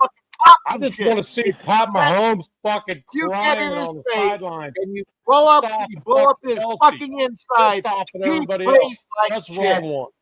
He plays like shit. You get up in his grill. I want KC to be pissed off at each other. I don't care if the Broncos or fucking Chargers win this fucking division. I don't care because we're not going to. We got a long way to go. Yeah. But I want to see us fucking disrupt this fucking shit. That's what I want. I want them fuckers to pay. You know, that's what I want. I want the fucking Chiefs to lose to us. That's what I want. And by the way, Richie, I was in my power chair in Indianapolis and I caught some shit from a fucking Kansas City fan that was talking shit. I said, listen, motherfucker, I will get out of this chair, and I did, and I will beat you with this cane. So don't say canes are out of fashion. I had my power chair, and I got up out of the power chair. I said, come here. I will whoop your ass hilarious, man. With this cane. And I did. Well, I didn't whoop his ass, but he was an African American gentleman with 3 African American kids behind him, and they're like, whoa, maybe this fucking old man, you might not want to fuck with him. And I was 2 times in Indianapolis. I had to get in somebody's ass saying I'd do the same thing on successive nights. So yeah, Give me a cane, give me my power chair, I'll fucking play right guard. There you go. I'm sorry, Bob. Go ahead. For a decade is what he says. Richie, get the fuck out of here. You're a Broncos fan. Get the fuck out of here. You don't belong, bro. I love you when it's Wild West channel, but you don't belong here, bro. Yeah, well, like you said, Captain, that is exactly what's needed. And this is one of those games where if I'm the defensive coordinator, I tell the team in the locker room or on the airplane there, I don't care that if we don't win, I don't care, this and that. Do I want to win? Yes. But today, you all are cut loose. Get them. I want to see guys flipped, carried out on stretchers, starting with Travis Kelce. Yeah. The biggest talker of all of them. And then Mahomes, get him and hit him all night long. I don't care how many flags they throw. Get him. 31-0 loss if fucking half the fucking KC team's freaking on stretchers. I want to see the beatdown of all beatdowns. Putting on the hits.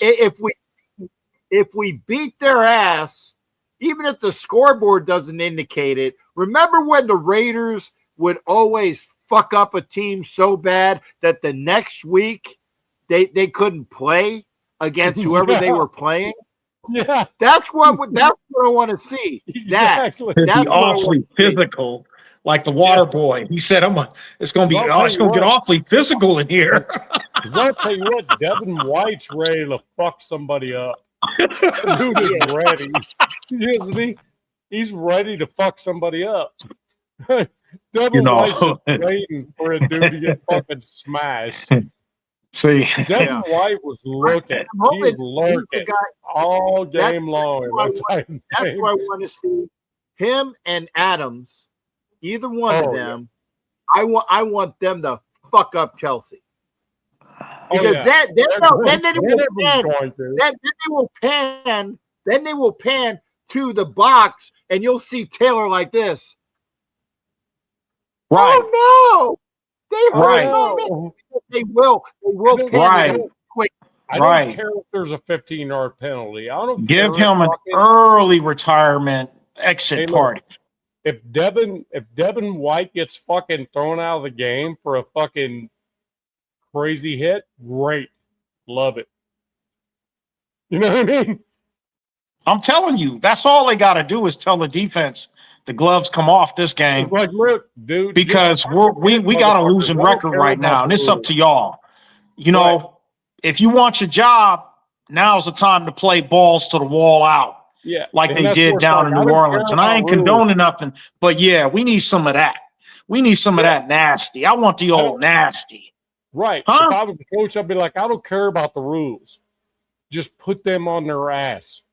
I want the old Bill Romanowski type of nasty, the Lyle Alzado nasty, the Jack Tatum nasty. So people can really understand what I'm talking about. Nasty. I'm talking about knockout, lights out. Nasty. I'm going to throw another name at you. And hopefully when I get this squared away, the Reggie Kinlaw nasty, who hopefully will be on this show next Wednesday. Because I talked to Reggie. That'd be good. I said, that'd be awesome. I'd love to have Reggie on this show. So I'm thinking next Wednesday he's going to be talking what he thinks about the team now, as well as other things. So hopefully that's a promo. I will hope to make it happen. He said he will. So Reggie Kinlaw next Wednesday, if things go good. Hey, I got a question for everybody in the chat. I got a question for everybody in the chat. Don't you want to see knockout, balls to the wall, defense?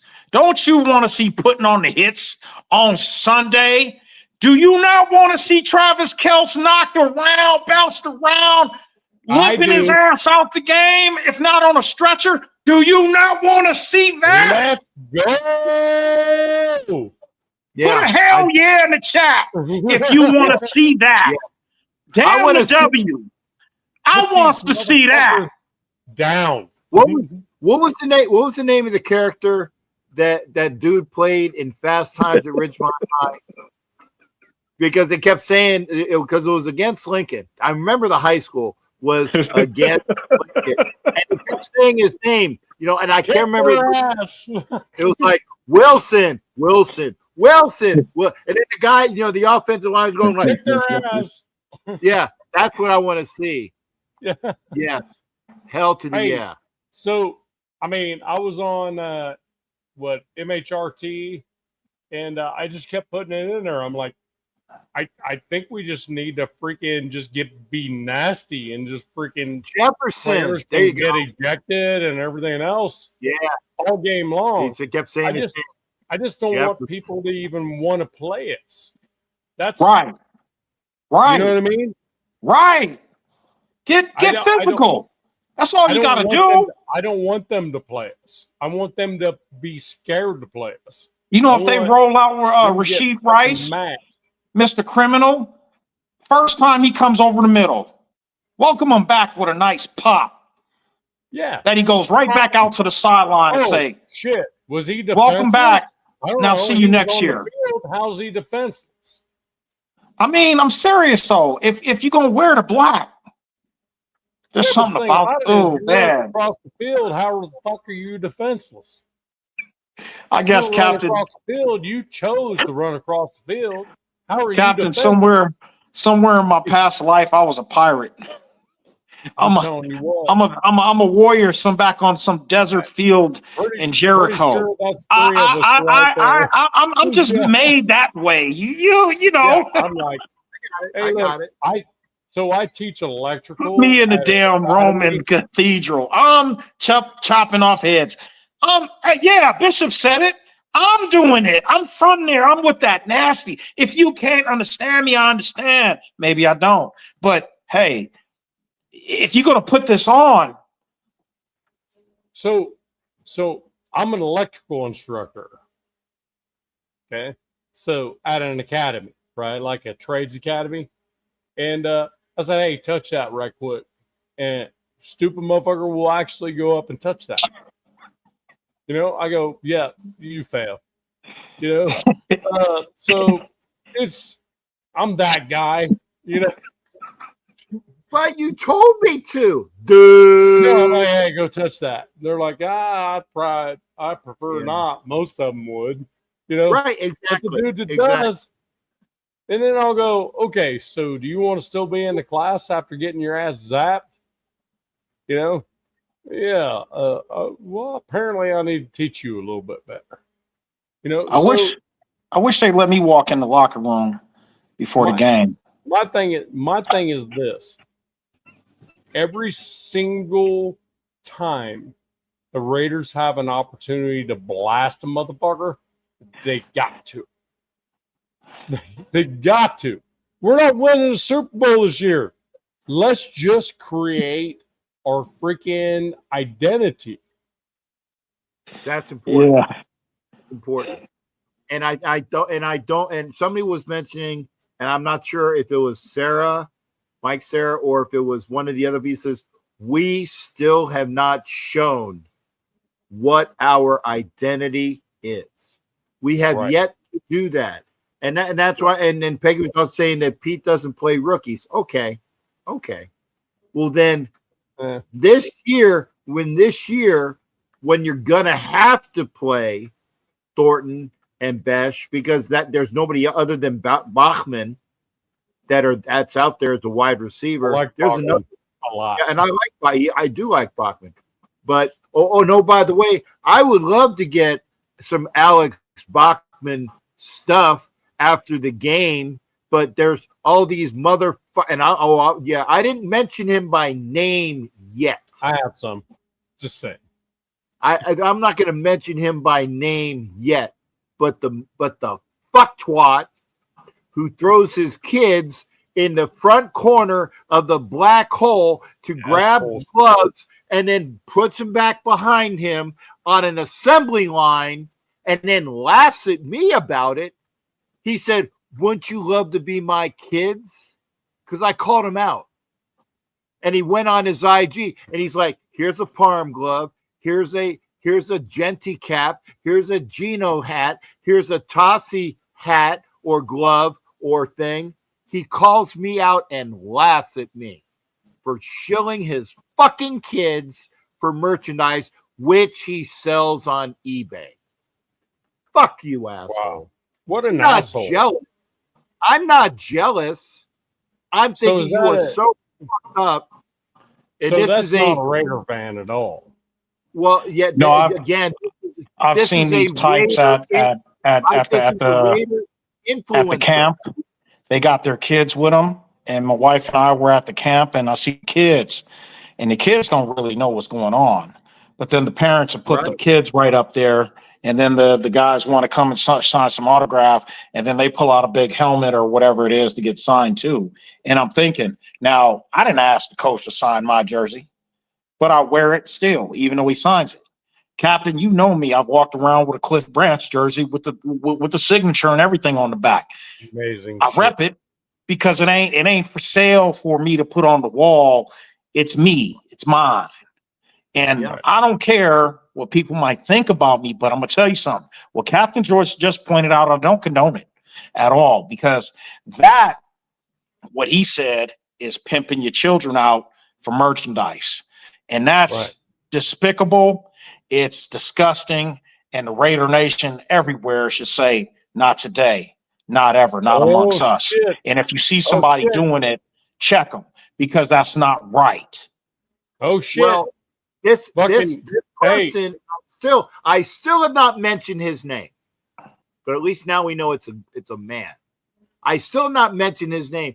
This is a Raider influencer with a shit ton. Oh yeah, with a shit ton of people that follow him. And by the way, this influencer is the same fucktwat that had the Kermit Frog doll from last camp. That motherfucker. hey, That motherfucker. hey, Cap. That's the fucker but he thinks I'm jealous. I'm not jealous. You're a fucktwat. And you're pimping your kids for merch that you fucking sell and laugh about it. I'm not jealous. I got a shit ton of stuff in my room that I acquired that I had people sign and I went the right way. I got a fucking Stuart Schweiger jockstrap. Ha ha. Yeah. Locker room humor. That's fucking hilarious. I saw that Locker video. room humor. Got a fucking jockstrap from fucking Stuart Schweiger. That's fucking amazing. It's right. I'm surprised he didn't put it over your fucking nose on that video. No, I was waiting for that. That's why I was kind of like looking over. Yeah. However, hey, hey, Cap, there's some in the chat that's important. 805's in.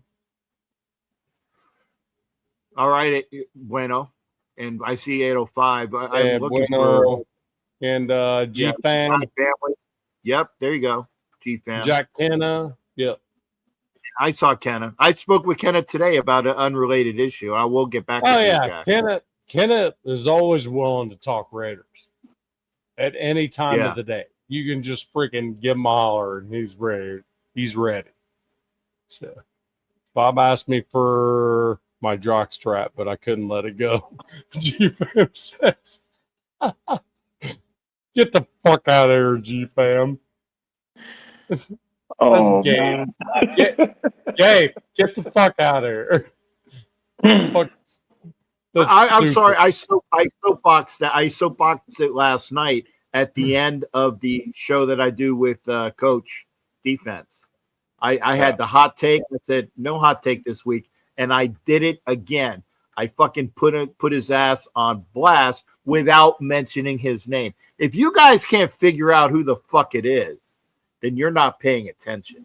I also gave you a hint, like I said, that he's the same fucktwat that had the Kermit the Frog Mahomes jersey last camp. That fucktwat. Look, here's the thing. Here's my take. We're either going to get smoked or we're going to beat them. Be a Raider. 27-24. No. And it'll be about the defense. You know what would be real nice? I can see that.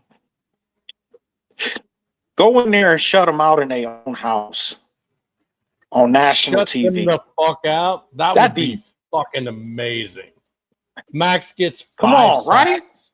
Right? You know, just like Max just fucking rolls in there like, yeah, go fuck yourself. Let's go. You know? Right. I don't know. Don't shut them out in their own house. They don't even get beyond the 40-yard line all day.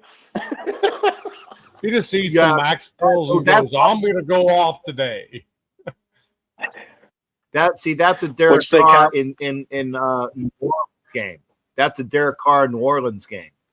Sorry. Now, is it too soon? I want to see that in the good way. Cap, I know it's your show. Sir. But at this point, you need to shut the fuck up about DC. Just saying. Yeah. No. No. Listen, he said to shut Mahomes down where he doesn't go beyond the 40-yard line, and I just said that is a DC in Nolan's game. That is historically accurate. I want to see that. Yeah. That wasn't a fuck you on me. That was historically accurate. So, I want to see that, but I want to be on the positive end of that shit. I want Mahomes, like I said, the old I'm going to do like an Al Pacino Yeah, and Al Pacino in fucking what was the name? With the movie where the FBI guy, a guy, he was Capone. He said, "His family, I want him dead. His sister, I want him dead. The butt, I want him dead. That's what I want. Mahomes, I want him dead. Kelsey, I want him dead. I want fucking Taylor Swift. I want her dead. What. That's what I want to see. That's what I want to see. Because the thing about it is, our secondary is not good enough. So you got to get fucking Mahomes fucking. No. You know what I think it is, Salty? I think it's not that they're not good enough. No, I think they're great. I think it has a lot to do with the coaching. You see, just like learning offense, there's something to do with defense. Now, defense, some people think is a lot easier. No, there's schemes, and there's all kind of different setups with different organizations. But the problem is, I don't think that the defensive coordinator has said, I can't say, but let it loose. Get him. We saw that last week. It was blitz on like 50% of the plays. There was because you're playing that kind of team. Blitzing. You know what I mean? Can you blitz Kansas City like that? Yes, you can. No, Bob, I disagree. You got to give not blitz, but you got to give pressure up the middle. You don't necessarily need to do it with a blitz. You don't need to do it with a blitz. You fucking pressure up there, and if you blitz, you bring one extra guy up the middle to get in that motherfucking ass. That's the blitz. You got to keep Crosby out on the edge in case he likes to roll out. The definition of a blitz is anyone other than the front four that try to go to the backfield. That's a blitz. Can be a safety blitz, can be whatever, 1, 2, 4, 5. We got the linebackers. So what I'm saying is that we gotta fucking make Mahomes fucking have to think instead of just fucking doing shit on his feet. You know what I mean? He needs to go down. He needs to be on his back a lot. Even if he completes a pass, he needs to be on his back. GFR, thank you. All day long. You know what I mean? He just needs to be on his back every time he throws the ball. Somebody needs to hit. Yeah. I don't care if they get beat for a fucking touchdown. Mahomes needs to be on his back every time he throws the fucking football. What I don't want to see, and I'm gonna like I said, Clete Blakeman is 2-0 for the Raiders against when Raiders play Kansas City and Clete Blakeman is the ref. The Raiders are 2-0. Wait a sec. He was the referee for the Christmas game. I don't know what other game he was at, but we are 2-0. What I don't want to see, and I got front row tickets again in Kansas City. I do not want to go out to a game and be embarrassed. Like I was in DC in the front row. I was embarrassed. I had a chirpy at me the entire fucking time in DC. And I screamed at him and said, "Hey, I'm here all day. Are you going to be here all day?" Unfortunately, he was. So I don't want to be embarrassed like I was in Indianapolis sitting front row to see some bullshit. That's embarrassing. Right. So, Cap, I'm going to ask you. Embarrassed going out to Kansas City and watching us get demolished. I want to see some fucking spirit. I want to see a football team. I want to see a fucking good product on the field. And I said that in Indianapolis when I did the interview with Brian. All in autumn win. It's embarrassing. Give me a fucking I didn't say. I actually didn't. I did like 7 minutes without swearing. Terrible. 7 minutes without swearing. I did it. Oh, I want to see and I was mind blown that you said that, and I was actually embarrassed. Yeah, embarrassed. Yeah, I gotta concur with Captain there because it is. My wife and I were sitting there watching during that Indianapolis game, and I sat through most, if not the last few moments of it. And I said, "Now you know this. Wow, it's like they don't even have the locker room, the coach, and for them to go back and get the W against this downtrodden team." I wonder if that's the last game we're going to win this year. And or think about I it this mean, way. they would have to win out. Or is that the one that the locker room goes, okay, all right, that was bad. We won this one. Let's move forward on it. You know what I mean? Well, I don't know. but You're not in the locker room. That's the weird part. But here's the problem: if the coach is going to keep rolling Geno Smith out there, and every time Geno Smith throws an interception and goes, best quarterback we got, I'm like, man. dude, we all saw it before you threw there. What did you see? There's something best wrong. Quarterback we got, bro. Just yeah, saying. But if we're gonna lose, why are we gonna roll him out there every week like this? But Bishop, then you were not here when you weren't paying attention when Peggy was here. Unless Geno Smith has a compound fracture, I'll say that. If he only has a simple fracture, he'll still play. Unless Geno Smith has a compound fracture where you see bone sticking up out of his fucking uniform, Geno Smith will be playing. Unless he's in concussion protocol, Geno Smith will be playing because that is who is tied to Pete Carroll. So if he gets injured, maybe you will see. And I actually think that they're going to try to wait until AOC 12 gets in because they know that shit with Kenny Pickett. Go ahead. I do have a question here since you said that. Let's fast track to next year. And let's say today's the draft. There's a quarterback there that we need because we know he ain't it. Are we passing on the quarterback because Geno and the coach are like this? I think that Spytek, and maybe I'm wrong, and we'll find out. With Brady in the building, God, I hate saying that fucking name. But with Brady in the building, with Spytek there, saying, we saw what happened. We saw what happened. We need to pick. And by the way, I haven't been keeping up on college football. People are saying that the kid from South Carolina is the truth. They were saying, I don't know. I don't know. IU kid's fucking amazing. Wait, I don't know the names. I'm not up on it. I think he's a sophomore. Well, Mendoza's a fucking stud. They were talking about the kid from South Carolina that's going to be in the draft next year.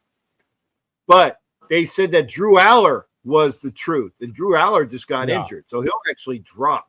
Okay, they were saying that the Manning was the truth, and Manning looked like ass against my Gators. He's going to drop. But if Manning is there, I think that we would grab him. The point, wait a second, because of the name. I don't care. Okay. He's trash. They need to. I'm just saying. I tell you what, Manning is better than fucking Sanders. 12 days a week. 12 days a week. Manning is better than. Is Manning better than Geno? No. Is Manning better than Geno Smith?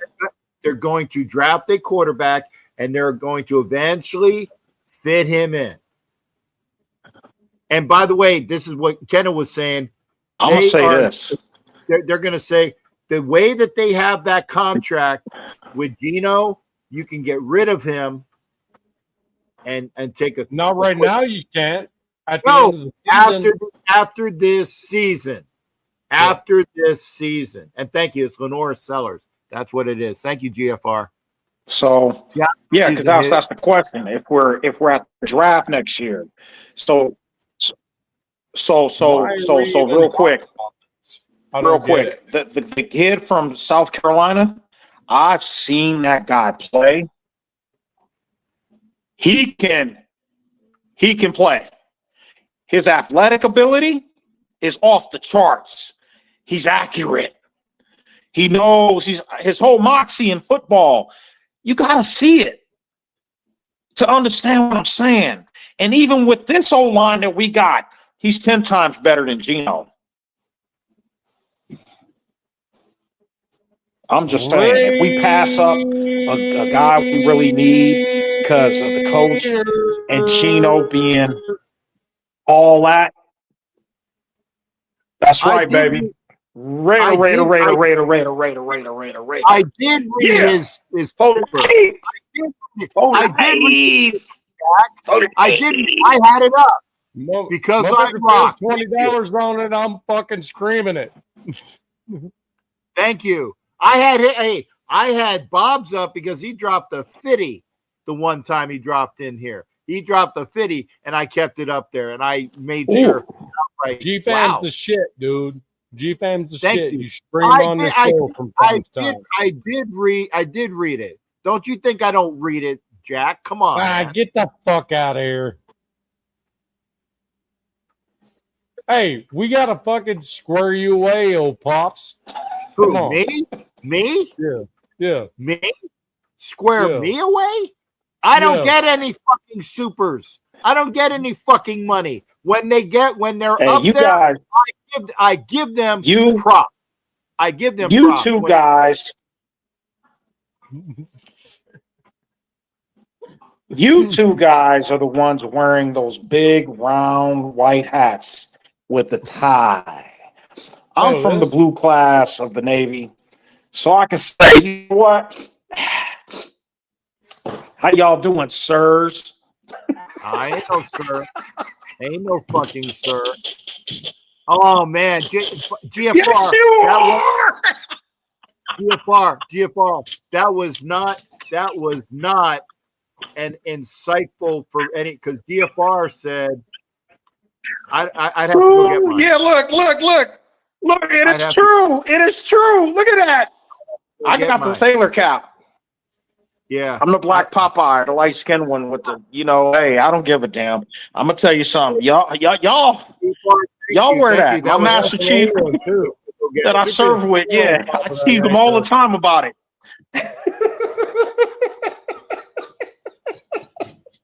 That's keeping him up. And, oh shit, G-Fans. And by the way, that's because I don't get supers. That's why I kept Bob's up. How many was it? Like last month or two? It's been a while. It's been like 2 months. I kept his up because I don't get fucking bling money. Bam! I kept Bob's up there. So that wasn't for me to say you need to pony up. That was not the intention. But Kenneth was saying, let me tell you something. No. The dudes that were on my channel, which I haven't been on for a bit. At the end of the month, I think I'm going to be able to start it back up again. It's been a minute. Work's been fucking stupid, and it's way too crazy for me to actually plan it. By the end of the month, I think I'm going to be able to bring the Raider Shield family back on, but just been stupid. Like Jack, when you hit me up and say, "Hey, can you come on?" I'm like, absolutely, no doubt, I can do that. You know what I mean? And he will be on. He will be on tomorrow. He will. Here's another promo. Yes, will be on this show tomorrow. Yeah. And anytime Bishop wants to talk football, he'll be on too. Hey, but the NLCS game is on tomorrow. Yeah. Well, then who I gives a get, fuck? yeah, Bishop won't be on tomorrow then, but Navman will be. Yeah. Who gives a Navman will. fuck? Baseball can go fuck themselves. I mean, it's just the dumbest shit ever. 162 fucking games. How do you expect me to fucking watch? I'll chime in on the chat. 2 fucking games. You How could do do you that. expect that? You want to Not all of them, but I didn't even know who the fuck was You going to wanna be talk- in the goddamn you wanna talk playoffs about- until the end of the talk season. about- you want to talk if you're a about Dodger fan, Will- you could we'll talk about really Will- enjoy it. But Oh no, I'm kind of a Braves fan, I there's guess. fucking I played loyalty. baseball in college. There's Playing it was loyalty. different than watching it. Yeah, too. there's loyalty right there. Loyalty. Oh, get the fuck out of here. Yeah. I made him do it. I made him do it. Yeah, no, put yeah, your no chip on. problem with That's gay right. people. That's right. If that's But your goddamn, squad, it should rep make your sense, squad. Yeah, don't punk out. I like that, Cap. That's how you do it. There's He's no turning fucking pink too. umpire Look, that look, blows look. the He's turning strike pink three over call there. to put the fucking runner on first base that makes him the tying run. There's no fucking umpire that blows a fucking call that makes him the tying fucking run. Fuck him. Fuck the Dodgers. Fuck the Dodgers. Fuck them.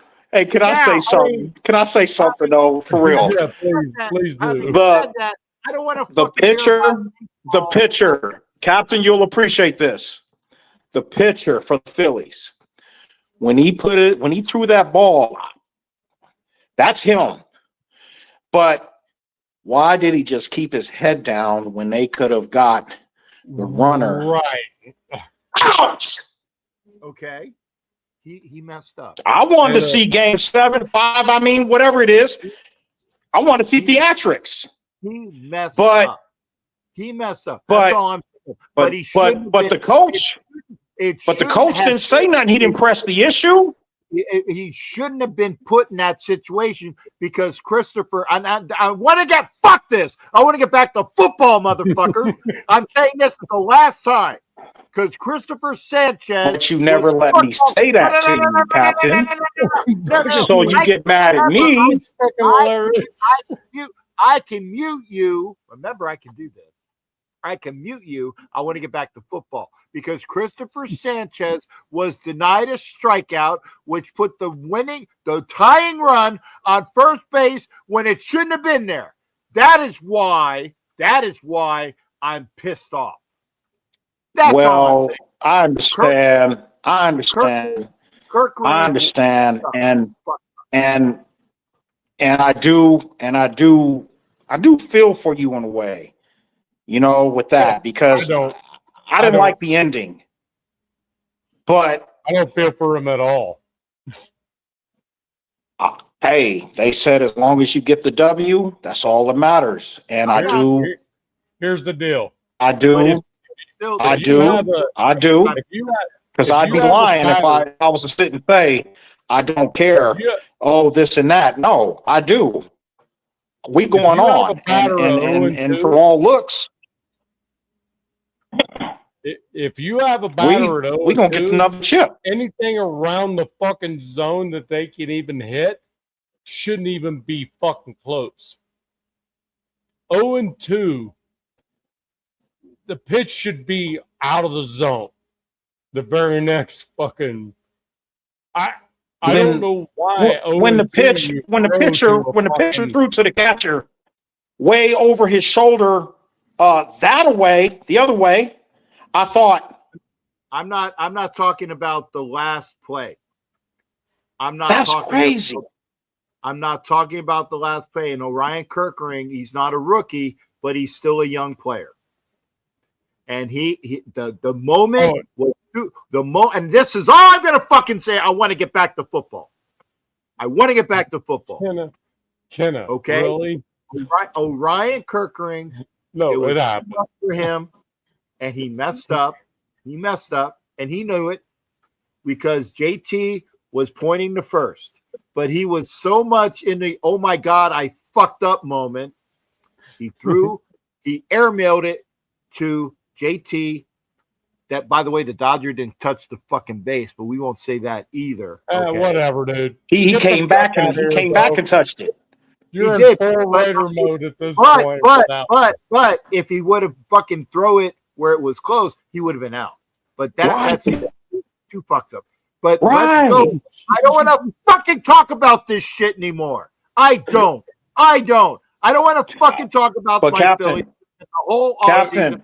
Captain, yes. Hold on. Yeah. We did beat the best team in baseball. That's your Phillies. Yeah, that's it. And, Milwaukee's not the best. Well, and we beat the best team.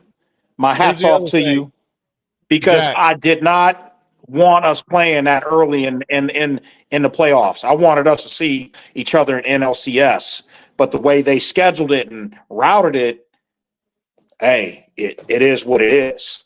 And Jack, here's the thing: the Phillies next suck year, and they're gone. So there it is. We moved to football.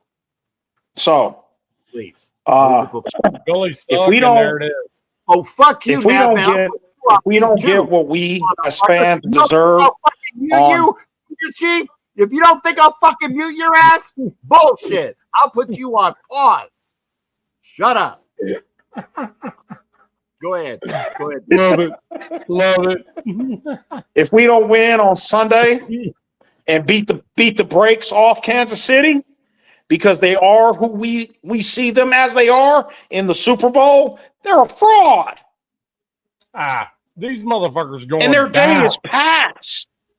I'll tell if you can't see that, I'm sorry. If they sit up there and drink the Kool-Aid again on Sunday and just think, oh, it's Mahomes. Oh, it's Kelsey. Oh, kiss my butt. I don't care. If all you guys call PG, I'll be like, blow a gasket bring the every fucking show. house all day. I blow a gasket every show. You guys are saying, well, when are we going to piss off Captain? He's going to blow a gasket. That's every show, pretty much. It's levels. It's levels of me blowing a gasket. Call the paramedics. Exactly. Sanders, One of these days, I'm going to blow a gasket, and then they're going to say, hey, do me a favor. Hey, Cap, do me a favor. Sure. Put Big Luck shit on there for what? Big Luck's comment on there. He says, look at Captain. He looks like he's like a Santa Claus already. Look. Get the fuck out of here, Big Luck. Come on, dude. I need to groom my beard. Get the fuck out of here. What the fuck's wrong with you? He look like the Santa Claus right now. Big Luck fucking hitting my emotions. He's all red. Forget Pink. He's red. Sanders. I don't fucking. The only Sanders I like is fucking Barry Sanders. That's the only one. Here's the thing. You guys are going to fucking miss me when I'm gone. You guys are going to fucking miss me when I'm gone. For all you people saying, ha, you're going to fucking miss me when I'm gone. That's all I'm going to say. And Kenna, I would like to see that, but it's not going to happen. Because it's unless Dino has a compound fracture, you're not going to see another quarterback. Okay, if he's in concussion protocol, then you might see. And I actually think that they're trying to wait to see AOC 12 coming back, because then AOC 12 will play. No, it's fine. He's got a broke leg. No, it takes about a year to heal from that. Good thing I haven't smoked any weed yet, because I'd be laughing so hard I wouldn't even be able to talk. I still haven't. Somebody showed me what is it, like a tiny little weed? Actually, I was given a full one. A guy's going into the stadium, and he goes, "Hey man, I can't go in to the stadium with this. You want one?" And he's looking. I'm like, sorry, bud. No. I don't. I see. And I haven't done it yet. I haven't done it yet. I'm admit that. You guys think I'm lying? I've never smoked anything. Nothing. None. Zero. Hey, Cap, you might want to carry some of them oxys or volumes into the game just in case. so you feel numb Right. No before shit. you see the big, the big muff up in case they go in and wet the bed early or something. But we all deserve as fans to see something I glorious do. happen, and that's to And win but us about 3 I or will 4 or 5 Super Bowls here in the next, I will be consecutive 5-6 years. I'm just sick of it. I will be there. Oh yeah, Sacktown would give me some good shit, but I don't like I said, I need gummies. If I'm gonna do that shit, it's gonna be and I still haven't done it. And I did find this out, by the way. I did find this out through information. Listen to this now. If you get your meds from the VA or TRICARE, and you do your blood test, because I have to do my liver function. Oh yeah. If you have to do your blood you have to do your blood test by your liver functions. That's right. And something pops up on that blood test, You're screwed. You just lost your VA and your TRICARE medication. You're done. You're done. I have yet to do marijuana ever. Yeah, I heard about that. I heard it. But I will not jeopardize my TRICARE or my VA benefits because of cannabis. I'm not doing it. Right. Not doing it. Right. So for all you people saying, "Oh yeah, you'll get a hookup," no, I like my medicine that is for free. And by the way, big luck. Woodson whiskey sucks. Woodson whiskey is ass. It is actually not very fucking good. Well, when I used to, Buffalo Trace is actually a lot better. When I used to drink, it was Everclear. Yeah, and tequila. Oh my God, Silver. Everclear? Fuck. No, God damn. Hey, if you had to do my job. No wonder you don't drink. No. Yeah. No, I don't drink because of my job now, my calling. It is because cannabis is banned nationally. It is okay in Florida if I had a MJ card. No, but because it's banned nationally, it will fuck up my VA. Right. And right. I care it's fuck all y'all if you think fuck that up. No. Hey, Jack. That's what they explained to me. My doctor said you could do what you want. She cool as she retired just now. I got another doctor, but she said she said you could do what you want. But what Jack just said, don't do it. Just because the state may say, "Oh yeah, we good here," that's a federal facility. Thank you. They do not. That's like a sanctuary, little federal parking lot. Like you can get a parking ticket or a speeding ticket in that parking lot. Do you know that the misdemeanor in the city is a felony at the VA? If you punch your doctor or a nurse or somebody who really deserves it, you're going to do some time at the federal. Not sure why that's a thing though. No, but it is. It's you're at the VA. It's like you're at the base. Right, I'm there. Come on, every other week, man. See, I'm the first class here. I'm giving my higher up some information. Yo, senior, you're in that compound where it says U.S. government property. You notice you cannot bring weapons on that property. My doc told me you need. But people do it. If they get caught, see ya. My doc told me you need to smoke more weed because you're too anxious. You got a script for that? VA. The dude literally told me smoke more weed. You got a script for it?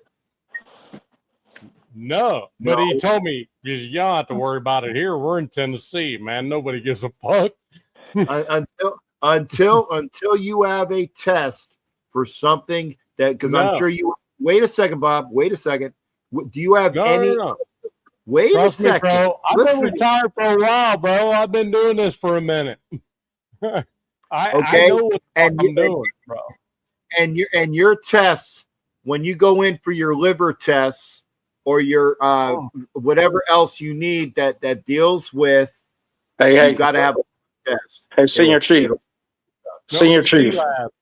Yo, Senior Chief. Yo, Senior Chief. Senior Chief.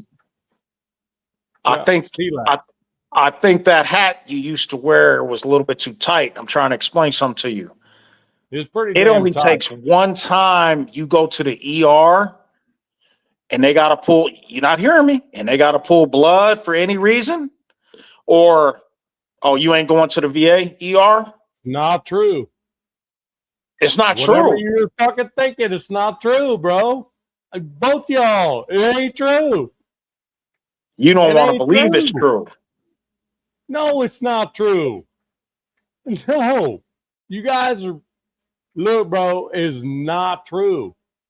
The doctor told me that if I smoke the CTC or whatever they call it, the weed, the ganja, the boom boom, they said it's either that or the meds we're giving you. And I got stuff for my sciatica. I just got a nerve block down there. You know what I'm saying, Chiefs? So trust me, I need to go to these appointments and stuff and get what I get. But at the end of don't do it. Is it worth it? In your piece. Is it worth it? For me, it doesn't. I got to do what I got to do. I'm not worried about it. But the doctor told me it's one or the other. And I'm 100%. Okay. Huh? But that's you. For me, it doesn't matter. So you got a higher clearance than me? No, what I'm saying is my situation doesn't matter. Okay. All right. Yours may. I don't know. Cat's may. I don't know. I mean, I think I understand why. It's not a concern. Yeah. It's one. Yeah. I think I understand. I concur, Senior Chief. I mean, I spoke weed walking into the freaking into the facility to get my checkup. I know work. I know the chat is gonna love this. Hey, Senior Chief and Master Chief, I need to know if I'm green and clear to go to slaughter these mofos over here on Sunday. You might want to check on your regional. Am I clear? Am I clear? Yeah. To proceed. You know better than me.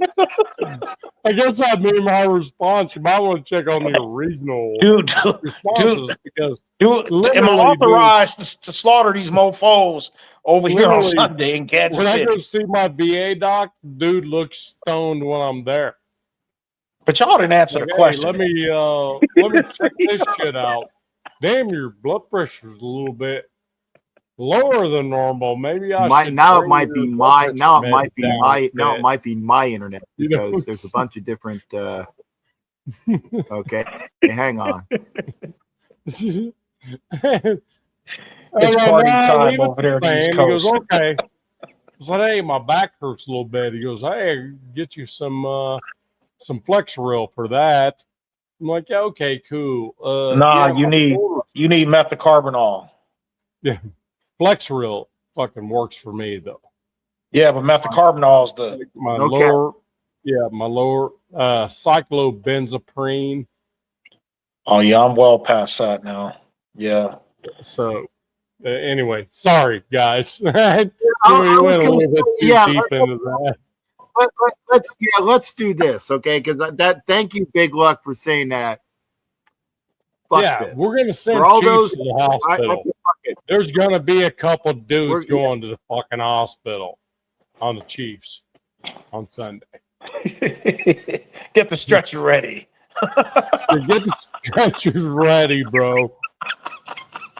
Send them motherfuckers to the house.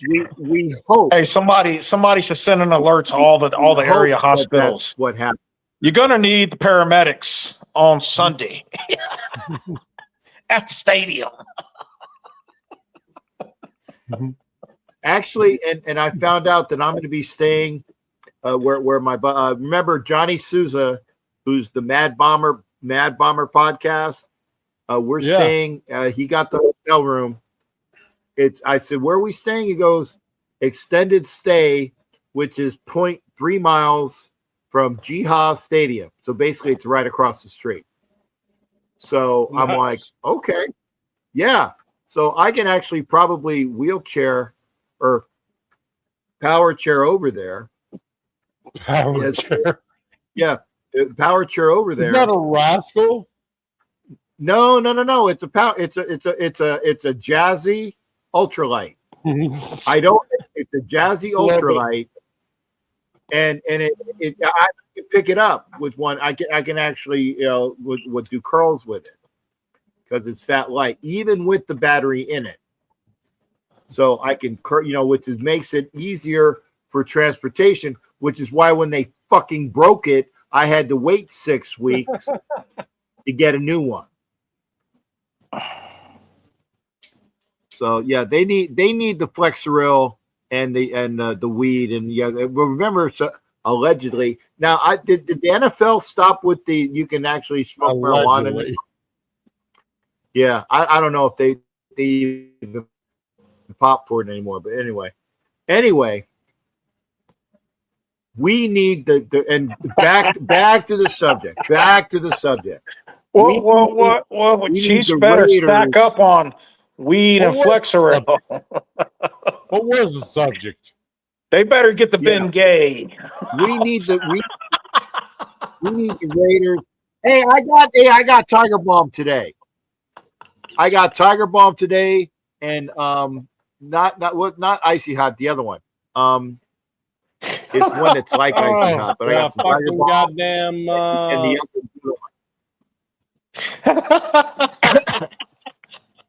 That's the one. So hey, gentlemen, I laughed this hard in a minute, man. This is funny.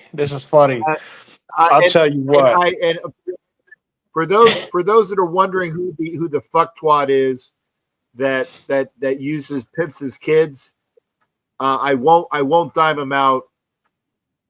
As of right now, I won't dime him out on shows. But you guys can figure out who the fuck it is. You basically when they did. do their own thing. When they do, yeah, but I still haven't mentioned him by name.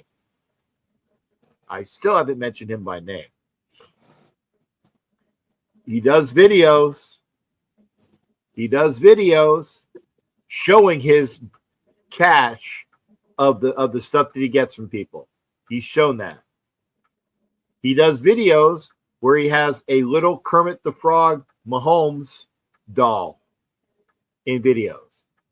If you can't figure out who the fuck that fucktwad is, and I'm saying it, then you're I only keep my Raider circle small, but ever since I left the Booster Club realm, my circle got even smaller pertaining to certain people. But I'm just saying, well, we'll talk off here. Yeah. Like I said, folks, don't put anything in the comments. I think Dixon Cider actually said it. I know. Don't put anything in the comments. I'm trying to figure out how to remove a comment. Yep. Okay. If you can, Nav, delete it. If you can, delete it. It's on your channel. It's not on mine.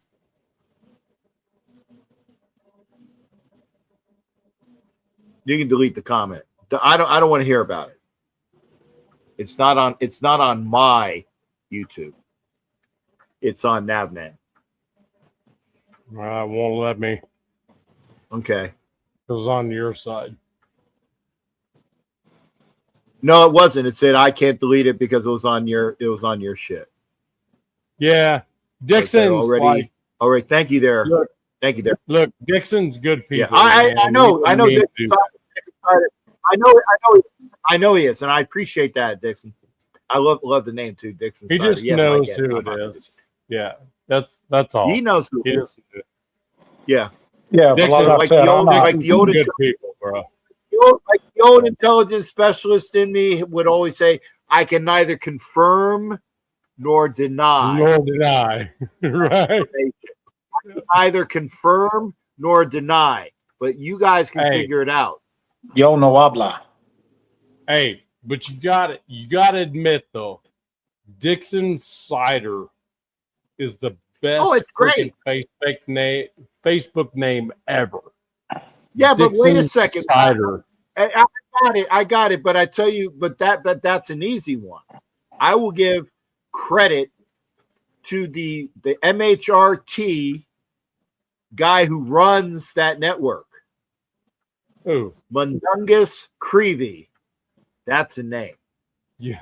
Mundungus Creevy is a name.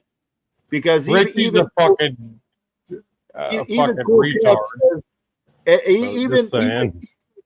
Even Kev says that Captain's going to show off his Mundungus. I love that. That's a name. That's a name. Mundungus. But okay, now I already know, and I'm gonna say this, and then I want to try to keep it at 3. Wow, a fucking 3-hour show. I know it's nothing for Nav, man. I try to keep it at 2. Don't be scared, bro. I'm not scared. I got to get up for a fucking VA appointment tomorrow. Shut the fuck up. I got to get up. Scared. Then be scared at this point. Hey, wait a second. Who had a fucking 6-hour show? Who had a 6-hour show with Stuart Schweigert and Angelo, and we couldn't get a word in edgewise? Oh no, I had an 18-hour show, so I don't know. No, I'm just saying. Fuck you, that's your shows. My content is basically 2 hours, 3 at tops. Okay. Yeah, I have this like show where everybody gets drunk, and that's what we do. Yeah.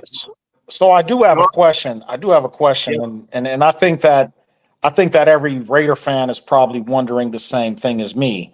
If the Raiders pan out the rest of the season, does Spytech keep Coach and Gino around?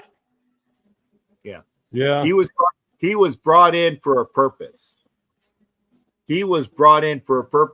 Is to get the culture weeded out. Because remember, this roster has players from who is the fuck? McDaniel, right? AP. Okay. Well, AP wasn't bad. Yeah, he was. He was a horrible coach. But you got, and who was the guy before? Who the fuck was before McDaniel? I forgot. Oh, special teams coach. Was that Gruden? The Gruden guy that came in? Special teams coach was before that. That took over. No, but it was the Gruden regime, though. That guy. So it was Gruden? It was that New England. It was that New England nonsense. Before McDaniel was Gruden. Well, because they didn't keep Spasaccia was yes. there. That's it. He was interim. Right. So you got players on this team that go back to the Gruden regime, then McDaniel, then only one, and then you got Carroll, because this roster is all that. Okay. Real talk. Right. So if that stuff would have never came out, they are weeding out who they want to see on this team. And this is going to be a Pete Carroll team, whether you like it or not, with Spytech doing the drafting. So, and was it Azo Gregate? 2 or 3 years. Yeah, they are because everybody said that, we don't keep, we have the turnstile. But we need to build a culture. We need to build an identity. And that's what they brought Pete in for at least 3 years. for at least 3 years. And then it becomes who succeeds Pete Carroll. Remember, he just turned 74. So 74 years at 2025. So 75 in 2026. He's 76 in 2027. Okay. That's the 3-year contract that he's on. He's on a 3-year contract. But it's who comes in after it. But they need to build the culture. And Pete is weeding out people. Because remember, even Max Crosby and Colton Miller are from the Gruden regime. They are building a foundation of the Carroll regime. They're getting rid of people that don't build the mold. And I tell you this, I swear I know this for a fact by a good source. It's Pete Carroll and Chip Kelly doing this shit that is fucking things up in the locker room. And that's one of the reasons why Jermaine Pratt split. I don't know if it was because of that, but there was issues with Pratt and Pete probably, or Pratt and whoever the linebacker coach is, who is probably a Pete guy. I don't even know who the linebacker coach is. I don't. But it was the mentality of today's players with Pete Carroll, who is non-bending, and Chip Kelly, who is non-bending. And by the way, Genti already told Chip Kelly, fuck you, I'm standing up. He told Chip Kelly by his actions, fuck you, I'm standing up. I'm comfortable like this. I'm doing it. And because he's actually made better headway in his natural stance, they basically said, okay, just let it go, Chip. But Chip Kelly won't back down, and Pete Carroll won't back down. And that's a good thing and a bad thing. It is a good thing and a bad thing. But they are molding, in my estimation, they are molding this team to a Pete Carroll team with Spytek and Brady oversight. And yeah, I said his fucking name because Spytek wouldn't be here. Spytek wouldn't be here if it wasn't for Tom Brady. John Glenn is a fucking Marine that was first in the around the earth. I know. Right. I don't know who he is, but check the background. My thought process on this is Jermaine Pratt was a prick everywhere he's been. Yeah, in the NFL. So he wasn't with the program. He got cut. So I mean I get that. So I get them going, yeah, go. Well, the coach said there were going to be guys that they're right. Yeah, the coach said, and when he came to the team, he said there's going to be guys that you see now that may not be around at the end of the season, because if they're not going to get with this kind of, mold, we don't need you. We don't care what your name is. Look, if there's any NFL or Raider fan that thought the Raiders were going to go to the Super Bowl this year, you're fucking delusional. None of us should have fucking worried. You know what I mean? Let's not say it's impossible. No, see, because there is a science to this. And Peggy said it. She said, if you're going to run the ball, there's a science to it. The guards have to pull. Okay. The tackles have to be on board. They have to sell it to pass, and you need to pull a certain way to get them to think that, and then start laying out hits. JPJ's at a guard, right? If that's simple. The coach is not teaching it, he's the problem. It's not the line. They need to be taught. See, let me ask you this. Yeah, you're losing me there. Let me ask you this. When I played the game, when I served, they didn't teach toughness. It's either you had it or you didn't, or somehow along the way you learned how to be it. There was times when you were not a fighter and you got tired of getting your butt kicked by the bully, and you walked to school and said, today's that day. Okay? I'm trying to understand when the coach and the players, why they're not on the same page. Now, it's either the coach is not teaching this, what we all think, and it's amazing because all of us should get hired. If he's not teaching that, why is he still on the team and getting paid? Because if it's the players who are not adapting to the coaching, then something there is wrong. Well, I think that's the point I was trying to make. Jermaine Pratt wasn't fucking doing No, that. we talking about the old line. Bye. No. We're not talking about this. We're talking about the same thing. If you're not buying into the structure of what they're trying to do, then you're gonna go. That's this. Nobody, not a single Raider fan that has any fucking sense thinks this is a Super Bowl fucking team. Right? Nobody. That Bishop, has if any you fucking sense. Right? Bishop, but hold on. Let me finish, please. Think that no. Let me finish, please. I will. Go ahead. So, that being said, all we want to see is improvement from each position throughout the entire time of this season. I've been a Raider fan for 54 fucking years, man. And I'm telling you, you can't fucking roll over every fucking year. You can't do it. Right. So, look, I know Pete Carroll took a minute to get Seattle to where they were. Right? Did he get fired from them? Absolutely. Because the talent was done.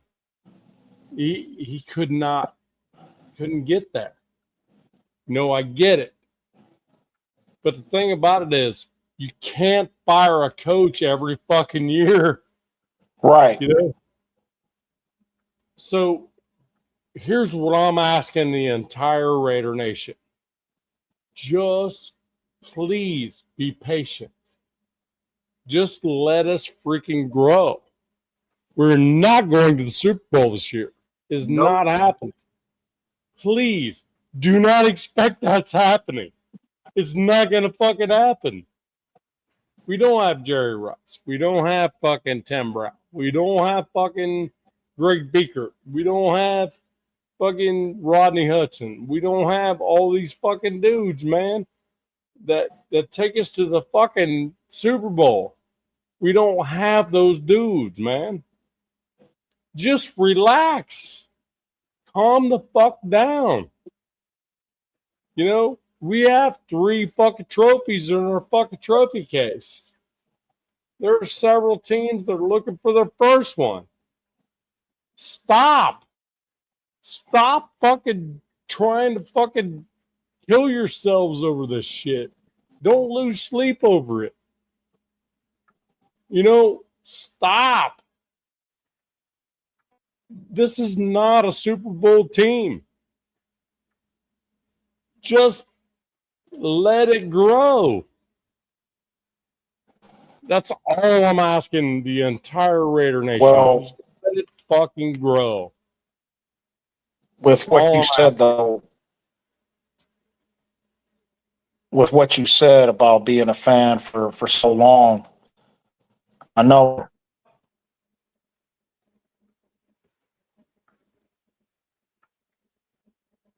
Did you freeze up? Yeah, Bishop, you froze up, bro.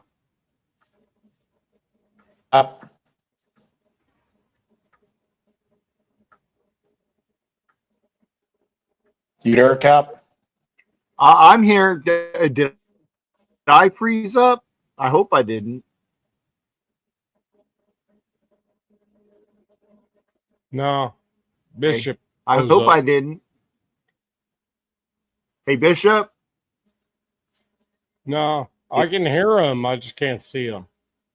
Yeah. Bishop's in a spinning circle of death. Up. That was not.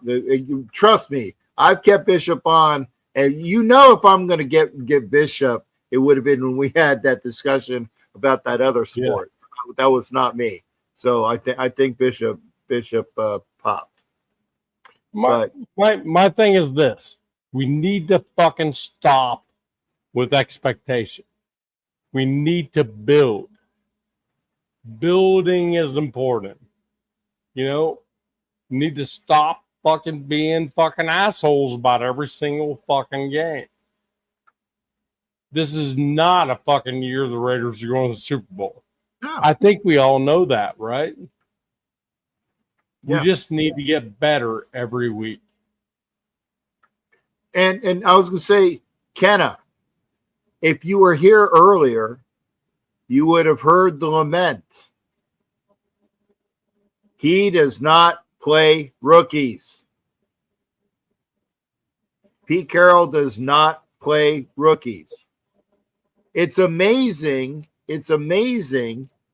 that Besh and Thornton got time this year. He's going to play Genty because he's the best running back we got, and we drafted him at number 7? He doesn't play rookies. 6, okay? He doesn't play rookies, but Genty was the number 1 draft pick. He's expected to be there. And that's one of the reasons why. Okay, yes. That's one of the reasons why we're not playing Porter. Besh is not getting a lot of playing time. I want to when he gets rid of Jacoby, but we'll see. None of the offensive linemen are not playing. Pegues is not playing, and Hemingway is not playing a lot. Porter not playing, so they're not playing these guys because they're rookies. Shipmate, I have a retort to that. If you'd like to hear it, yeah, they are not fucking ready. Thank you. Playing the NFL. Yes, and that's what Pete says. So, and that's what Pete. That's the way Pete. He's even said they're not ready. So, if that's what he says, then we have to assume. We know what assume means, right? I know. Ask you me. Yeah. We have to assume that our head coach knows what the fuck he's doing. Right? No, I disagree, Sheree. But here's the thing. Halfway through the season, are they rookies anymore? Maybe not. Mm-hmm. But I will tell you what. Lalu, I want to see that motherfucker on the fucking defensive line more. Yeah. I want that dude fucking blasting motherfucker. And I guarantee you that's going to happen in the fucking Kansas City game. Mm-hmm. So you said he doesn't like to play fucking rookies, right? Yep. Guess what? These motherfuckers playing their way in. Yeah. That's what Pete was always saying. Play your way in, right? Is Lealu a rookie? I don't think Lealu is a rookie, though. I don't think he is. He's a first-year Raider. He's a first-year Raider. What I'm saying is he's like, I'll let you in if you show me. Yeah, that's true. And he's proved. But they just don't show him. I don't think Pete even fucking gives a fuck about this season. He wants to fucking own it for a decade. Yeah. And that's why that's why I told people, I said, this is not year 1. Yes. I go back to my comments way before. This is not year 1. This is year 0. Mm-hmm. This is year 0. of the Pete Carroll regime. Okay? And they're going to weed out and sprinkle in and get people ready. And I already talked about Lucky Tassi. I think that Lucky Tassi and Grant and Rogers should be fucking playing, but that just not yet. Out of fucking hand, freaking amazing. Yeah, but here's the thing: he needs to get in. I guess. Go ahead, sir. Thing, what comes with that.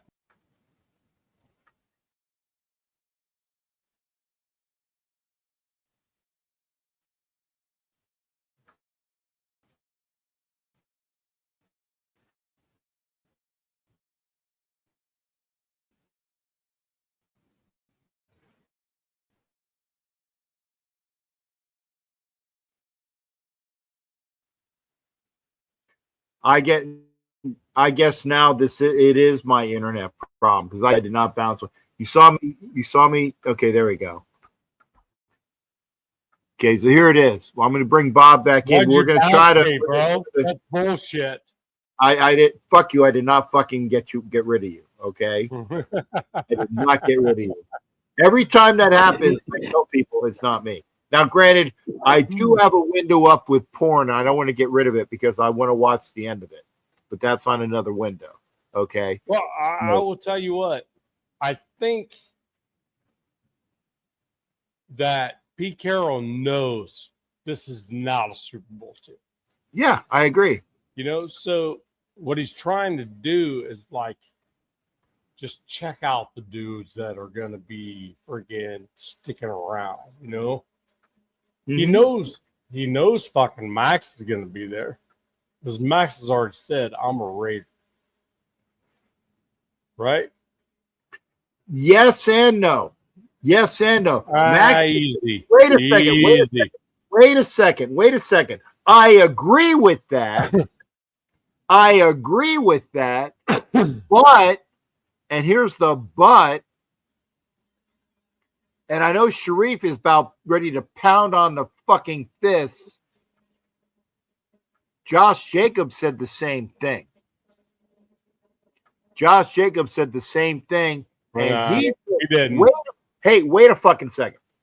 We got Max tied up. Now we own the rights to what happens. Whereas Jacobs checked out. Right. Jacobs checked out. That is the truth. Okay. Sorry, Sharif. Jacobs did not want to be here because we had an offer and the Packers had an offer. Their offer was a little bit better. And Josh said, I'll take that one. And he's balling out in Green Bay. He is. Because he wanted to go. He's not actually balling out. Well, he's injured with the flu, but he was overall the last 2 years, he's playing his ass off. You're doing okay. He's playing his ass off. Okay. If we want to get rid of Max, and I'm not saying we are, but at least we have the keys on that, not Max. Okay. So there's that. But if and God, it would piss me off. I got it, Sharif. I said he's playing his ass off. End of subject. But he wanted to leave, and he left because he said I'm a Raider for life. Fucking Carr said he's a Raider for life. We fucking dealt him. It's who they want to keep and who they want. And I want to say that they're going to keep Max because they have the capabilities to keep Max. He's under contract. Carr was not under they could get rid of that contract. And Jacobs was not under contract. They can get rid of it. Hey, Sharif, fuck it. I'm like I said, it's over. Jacobs is gone. He's gone. Love you, bro, but he's gone. And they got fucking Zeus White, who I thought was going to be a lot better, and he fucking sucks. Yeah, he denied KC, but when the Packers came the second time, he took the Packers offer. I will give him credit that he didn't go to KC like fucking Marcus Allen did. I will give him that credit. He could have went to Kansas City, but he did go to Green Bay. I will give him credit for that. He couldn't see himself playing for the fucking Chiefs. I give him that. Oh fuck. I don't know why. I swear I don't know why. This is not me. You saw my hands are here. My hands are here. I can't fucking kick people off when my hands are here. Bob, come back. I did not kick you off. But it's near the end of going to be near the end of the show. I already went over 3 hours. Fuck.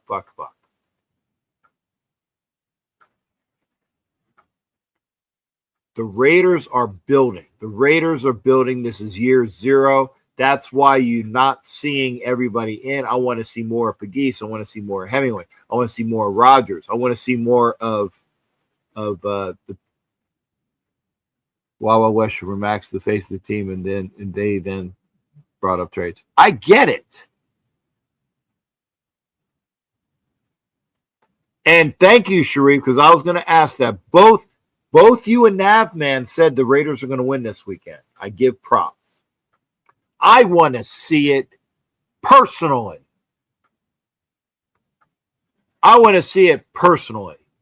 If you missed the show earlier because Sharif wasn't here,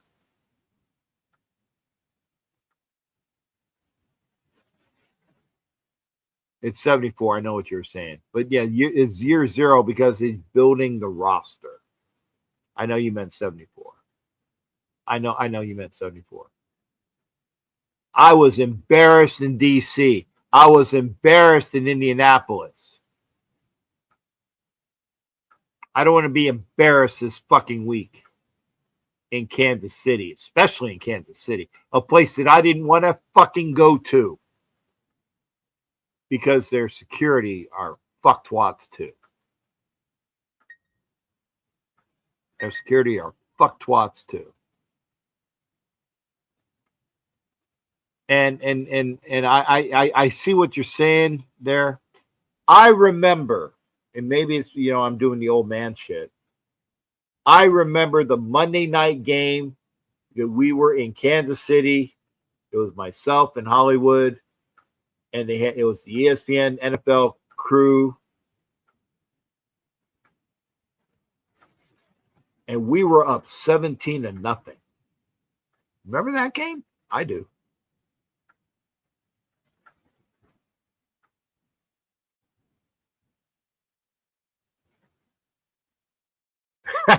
Casey Ever is smaller than the Raider image.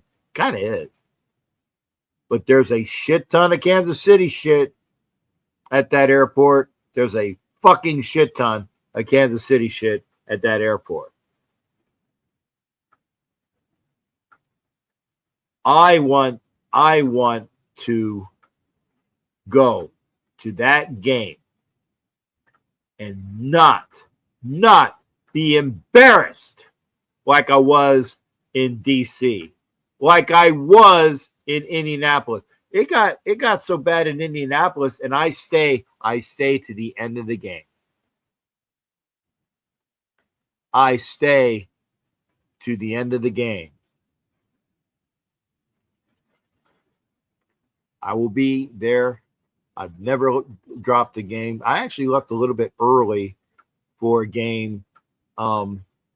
Was it last year? It was in Vegas though, because I had to get across the street and I couldn't walk. I don't think I had my scooter there or whatever. I had to get over across the street, so I left early. It's the only time I've left the game early.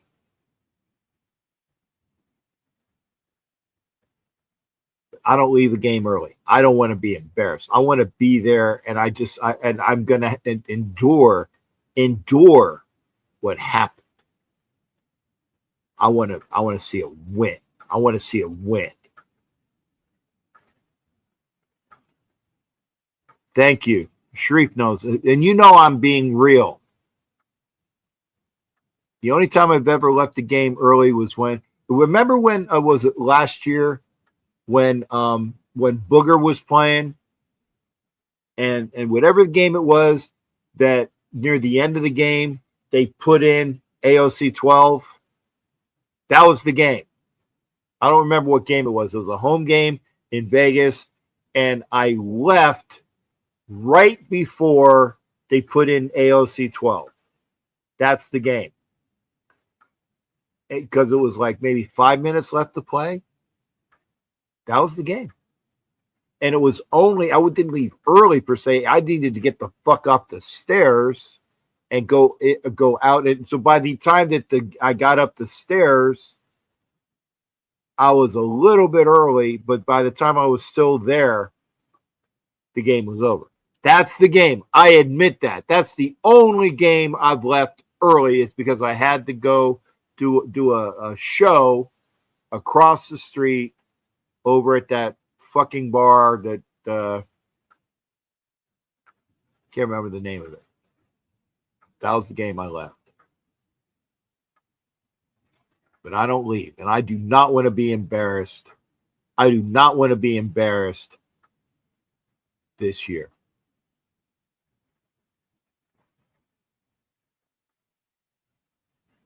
Yeah. Okay. Thank you there, brother. And I do want to thank, I mean, well, who is it? Was it God and Family? Oh, GFR, God, Family, and Raiders. That's what it is. He dropped some money on the what is it? The supers. Thank you. He still God, Family, and Raiders. Thank you. I want to thank him for his supers. I'm not begging for money. Unlike, I don't know if God and Family is still here. If he is, I want to thank him. He dropped some money tonight. I want to say thank you. Oh, yeah, I was there at I was at that game too, Sharif. Although I wasn't in the freezing rain, I was still in the stadium because I moved because I was getting pelted with rain. I stayed in the stadium. I was in the confines walking around, but I didn't leave the stadium. Yeah, GFAM. Thank you. And the shutout New Orleans, front row. 33-0. I remember that. Front row. In Nolan. I don't walk out. Yeah, GFAM. I want to thank GFAM for that, for the supers. I want to thank you for that. That's why I kept Navman on for a while too, because he dropped a $50 super. GFAM dropped. He said, "Well, I'm not going to be showed up by Navman," and that wasn't a shill. I'm not like that. That shills. So I thank you. But again, it's 3 hours and 15 minutes. I thank you for watching. If you're on the show, there you go. Thank you. That's exactly who I was talking about. Radio UNICEF hoarders using kids for sweaty jock straps. No, my jock strap. I got my jock strap fair and square. I got my jock strap fair and square.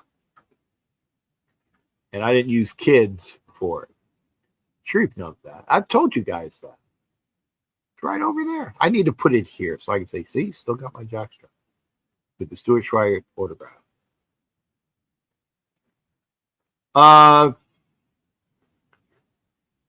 Yeah, if you want to give me a quick call, Sharif, because I do need to get to bed. Oh, for sure, brother. For sure. We're all in this. I fly out Friday. I thank everybody for being here. I'm not giving up my fandom. I'm going to drop a name. What is it? The assassin? Can't remember his name. He was the guy that was on the cover of ESPN magazine with the hard hat with the what's it the knives going up and down? Oh, I know he's going to be in Kansas City. I got it. Fuck him. Talk to me. But I can't remember his name. Was it the assassin? The Raiders fan that got put into the Professional Football Ultimate Fans Association. And when the Raiders left Oakland, he ceased to be a Raiders fan. He ceased to be a Raiders fan. That's good for him. He had other shit going on. I'm never going to cease to be a Raiders fan. Dr. Death, thank you. Dr. Death, thanks, Sharif. I knew it was something. I got too much invested time and money and heart. I'm not going to stop being a Raiders fan. Just give me something to be proud about. So with that in mind, Sharif, give me a call if you can, if you want to talk. I want to thank Navman for being on. I did not boot him. It was either my internet or his internet, probably mine at the end. I want to thank, obviously, Miss Peggy for being on earlier. I want to thank the Bishop for being on. I thank and I thank you for being here. Thank you. I want to thank GFan for those subs. Timbuktu.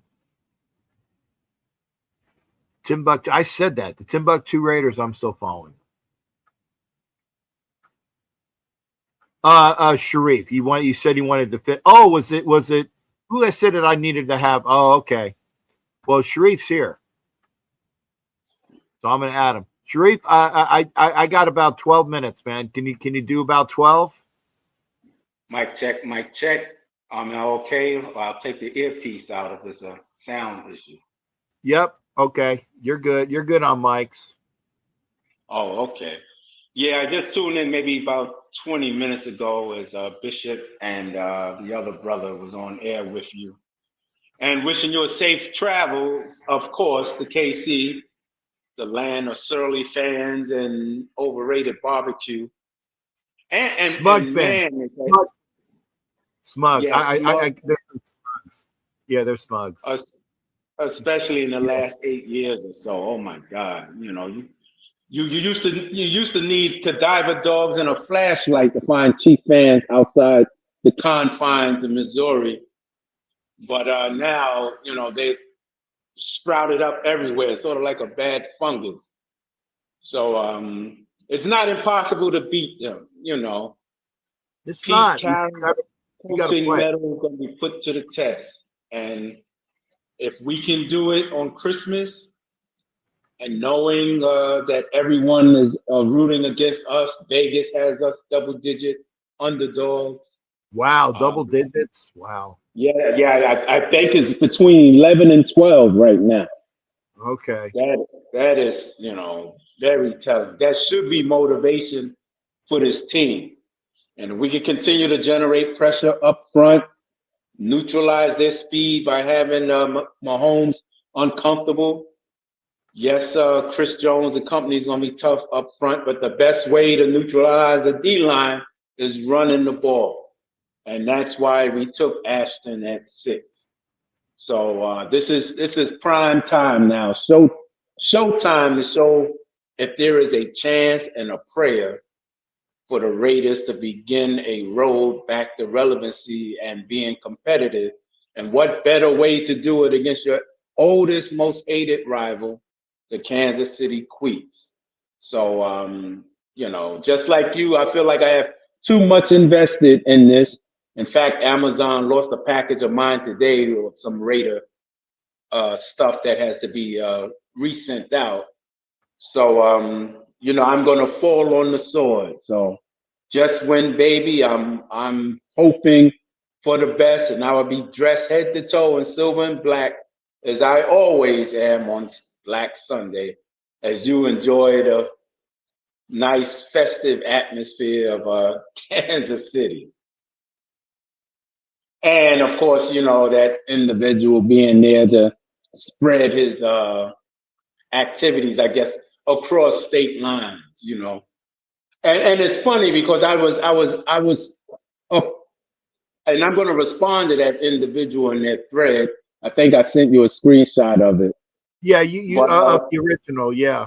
And I was gonna say, if you do respond, because figured out that it I don't follow him because, and I had to go through you and that other person who and I said, hey, you don't have to do whatever you want to do, but I think it would your voice would be heard more than mine based upon circumstances. I know you know who I'm talking about.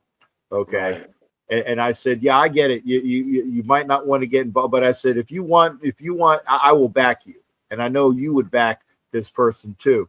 But the point is say, if he thinks that I'm jealous, I'm not jealous. You're exploiting your fucking kids for swag that you sell. And then you laugh about it and show it on IG. And I'm through being civil. I'll still be civil to him, but I'm saying, you're a fucktwat. I will say that. And if this person gets his steroid induced rage up, maybe he'll pop me so I can actually sue him for something. Okay. Yeah, well, when I make a response, and that inference was made to me as well, and like I said, I had no real dog in the fight, but just calling a spade a spade. I mean, hell, in New York, I see panhandling all the time, and to me, that's all that is glorified panhandling in the guise of children asking for something, which makes it even more despicable, dishonorable, and unmanly.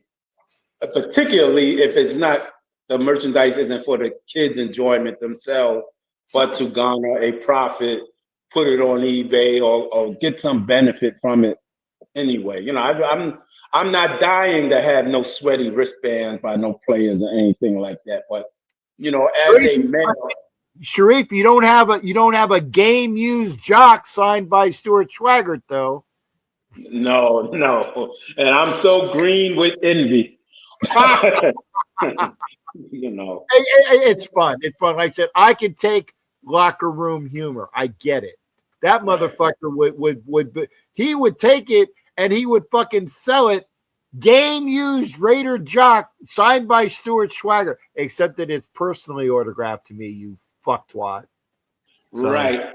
And I relayed the point of someone there because I know a few individuals who have colorful opinions about that individual, but I relayed the point of him being seen jumping over some girl, little girl, child, to grab an item, and someone interjected, try to say, "Oh, that was his daughter." No, we know the difference, and I know you definitely know the difference because you're at every home game. Yeah. So and so it's just troublesome. It doesn't make any difference in my life, but sometimes people should do self inventory. And when you're kind of having kids being complicit by default, who are not old enough to gauge the lack of moral compass in that, just how underhanded it is, because most of those players believe sincerely they're making some child smile. They're going to cherish that or take it to school and show it off. They're not thinking it's going to end up on eBay or on IG or to some bidder or, for some grown male's profit. But if that's the way you want to live, do you. But, that's crazy to me. It really is. But hey, such is the world that we live in.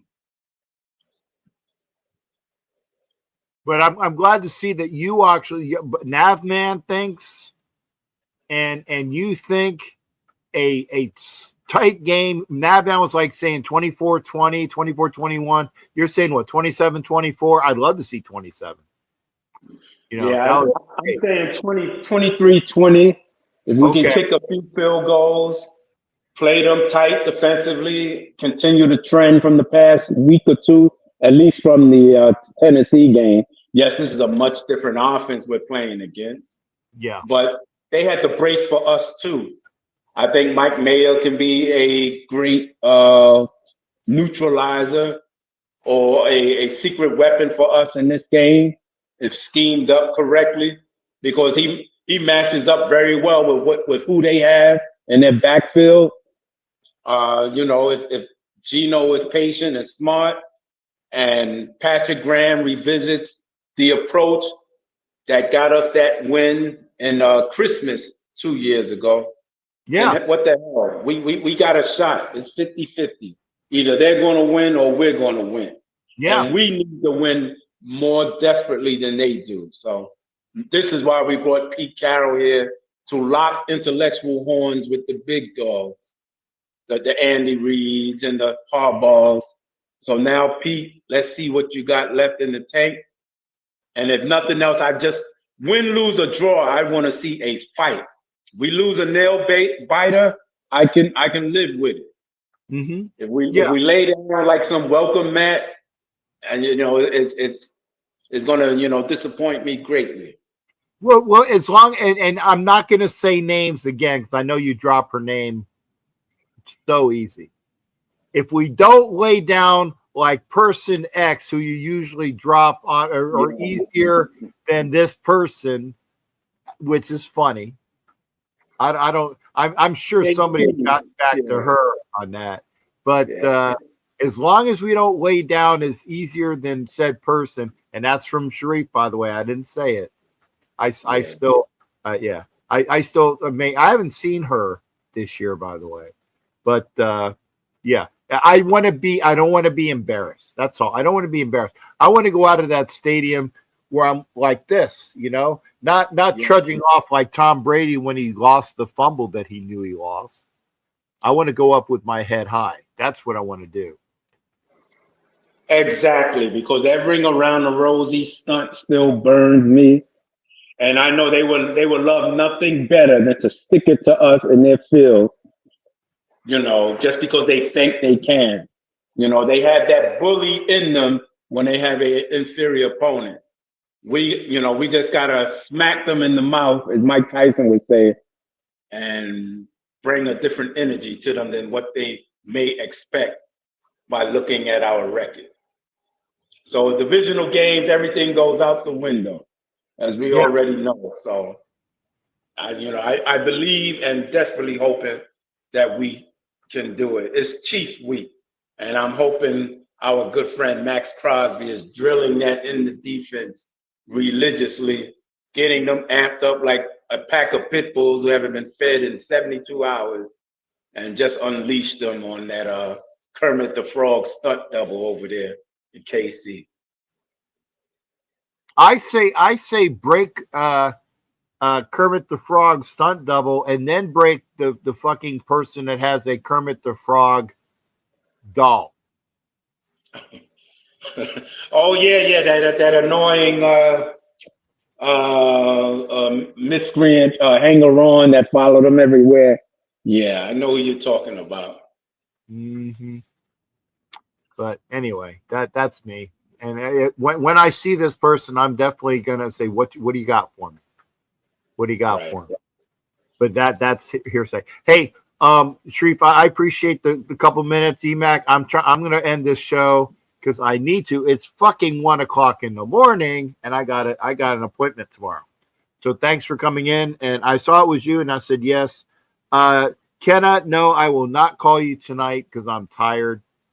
But I will give another return call to you, sir, when I have a chance. So I haven't forgotten. I appreciate you being here, Jack. But and thank you there, EMAC, for the love.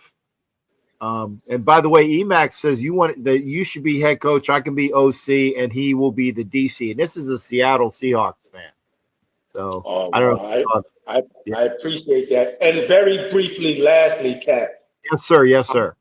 This being a public space, I assume very possibly my words tonight may enter the ears of some. And if I see any little subtle uh, clap back, as they say, or something I believe aimed at me, that would be one of the worst mistakes they could make in their life. Because some of the things people have told me in confidence, who he know, who he don't think I know, and my own personal feelings about some strange events around him, I will roast him like some roast pork at a Puerto Rican wedding. You Yeah. know, Oh, I love that. verbally that is. So It's not at a Jewish wedding for sure, but the roast pork, exactly. the Boricua pork, yeah, that's some good shit, by the way. That is some good. Yeah, pass the lemon juice and the hot sauce. So you know, it's up to them how they want it. You know, but anyway, Kat, we're gonna end on a peaceful note. All the best to the nation, the honorable stand-up people in the nation. You know, who are not trying to exploit it, enrich themselves, looking for a cheap ticket to fame, or have some inordinate belief of who they are. Stop it. Come back down to earth, be realistic, and enjoy the game. It shouldn't, you know, take 10 or 15 player items for you to have a nice experience at a Raider game. I've never went to a Raider game expecting something from a player. Yeah. You know, I guess I'm different like that. So yeah, but hey, Sharif, thank you there, sir. This is Sharif Saleh Khan, aka Black Thanos. I'm getting better with rolling your last name off now. Yeah. And you know it's only because when I see the two A's, I go into automatic Tagalog mode. Okay, Right. I go into automatic Tagalog. But yes, Black Thanos, Sharif Saleh Khan, thank you for coming in on the show, brother, and you're always welcome. All right, my friend. Talk to you soon. All right, take care, bro. That was Sharif. Thank you. So 1 o'clock passed, and without Angelo. Maybe Angelo will be on tomorrow. Good night. There you go. Jack Kenneth says it. 4 p.m. Pacific. Boy, that'd be 7. Maybe Jack. I'll try. Because Jack will be at work tomorrow. That's why I said after 4 p.m. And I want to, like I said, we will talk about this tomorrow. We will have on the show, and if I can, because it's kind of late, but I will hopefully start the show at 8 o'clock with Mark Santos, not Mark Sanchez. No, Mark Santos, the son of Gil Santos, the voice of the Patriots for the 70s. I got a text from him, and he's hoping he's going to do it. I hope we can get that squared away. So maybe 8 p.m. Eastern time, Mark Santos, the son of Gil Santos, right? And then we'll have on Fester, Raider Fester will talk about his stuff. I know Navman will be there. And we'll have some more. Okay. So we got that. And then obviously then I fly out Friday. We'll see. But anyway, y'all take care. And again, I appreciate the positivity. I appreciate the positivity. Y'all take care. We will see you tomorrow here on the channel. Don't have 6,000 subscribers or followers on IG. I don't even know how many followers I have on IG. Fuck that noise. What was it? Asa says it, and I'll get your name correct. And Raider Way, thank you as well. Jack Kenneth, thank you as well. Sharif, thank you as well. If you're still here, thank you for being here. Emax still here. Emax a fucking Seahawk fan. I know people that are in on this show, mostly. If you're watching on Navman's channel, I know that God Family and Raiders GFR. Thank you for the support. I know that there were some other folks in here. I don't. Was it Salute the Flag? Or fuck the flag? Or Where's the Flag? Yeah, WTF. Yeah, Where's the Flag? I didn't see him tonight though. But all the people that are here on the other channel, that is Navman's channel, thank you. Y'all take care. I will be back tomorrow. Take care. We'll see you.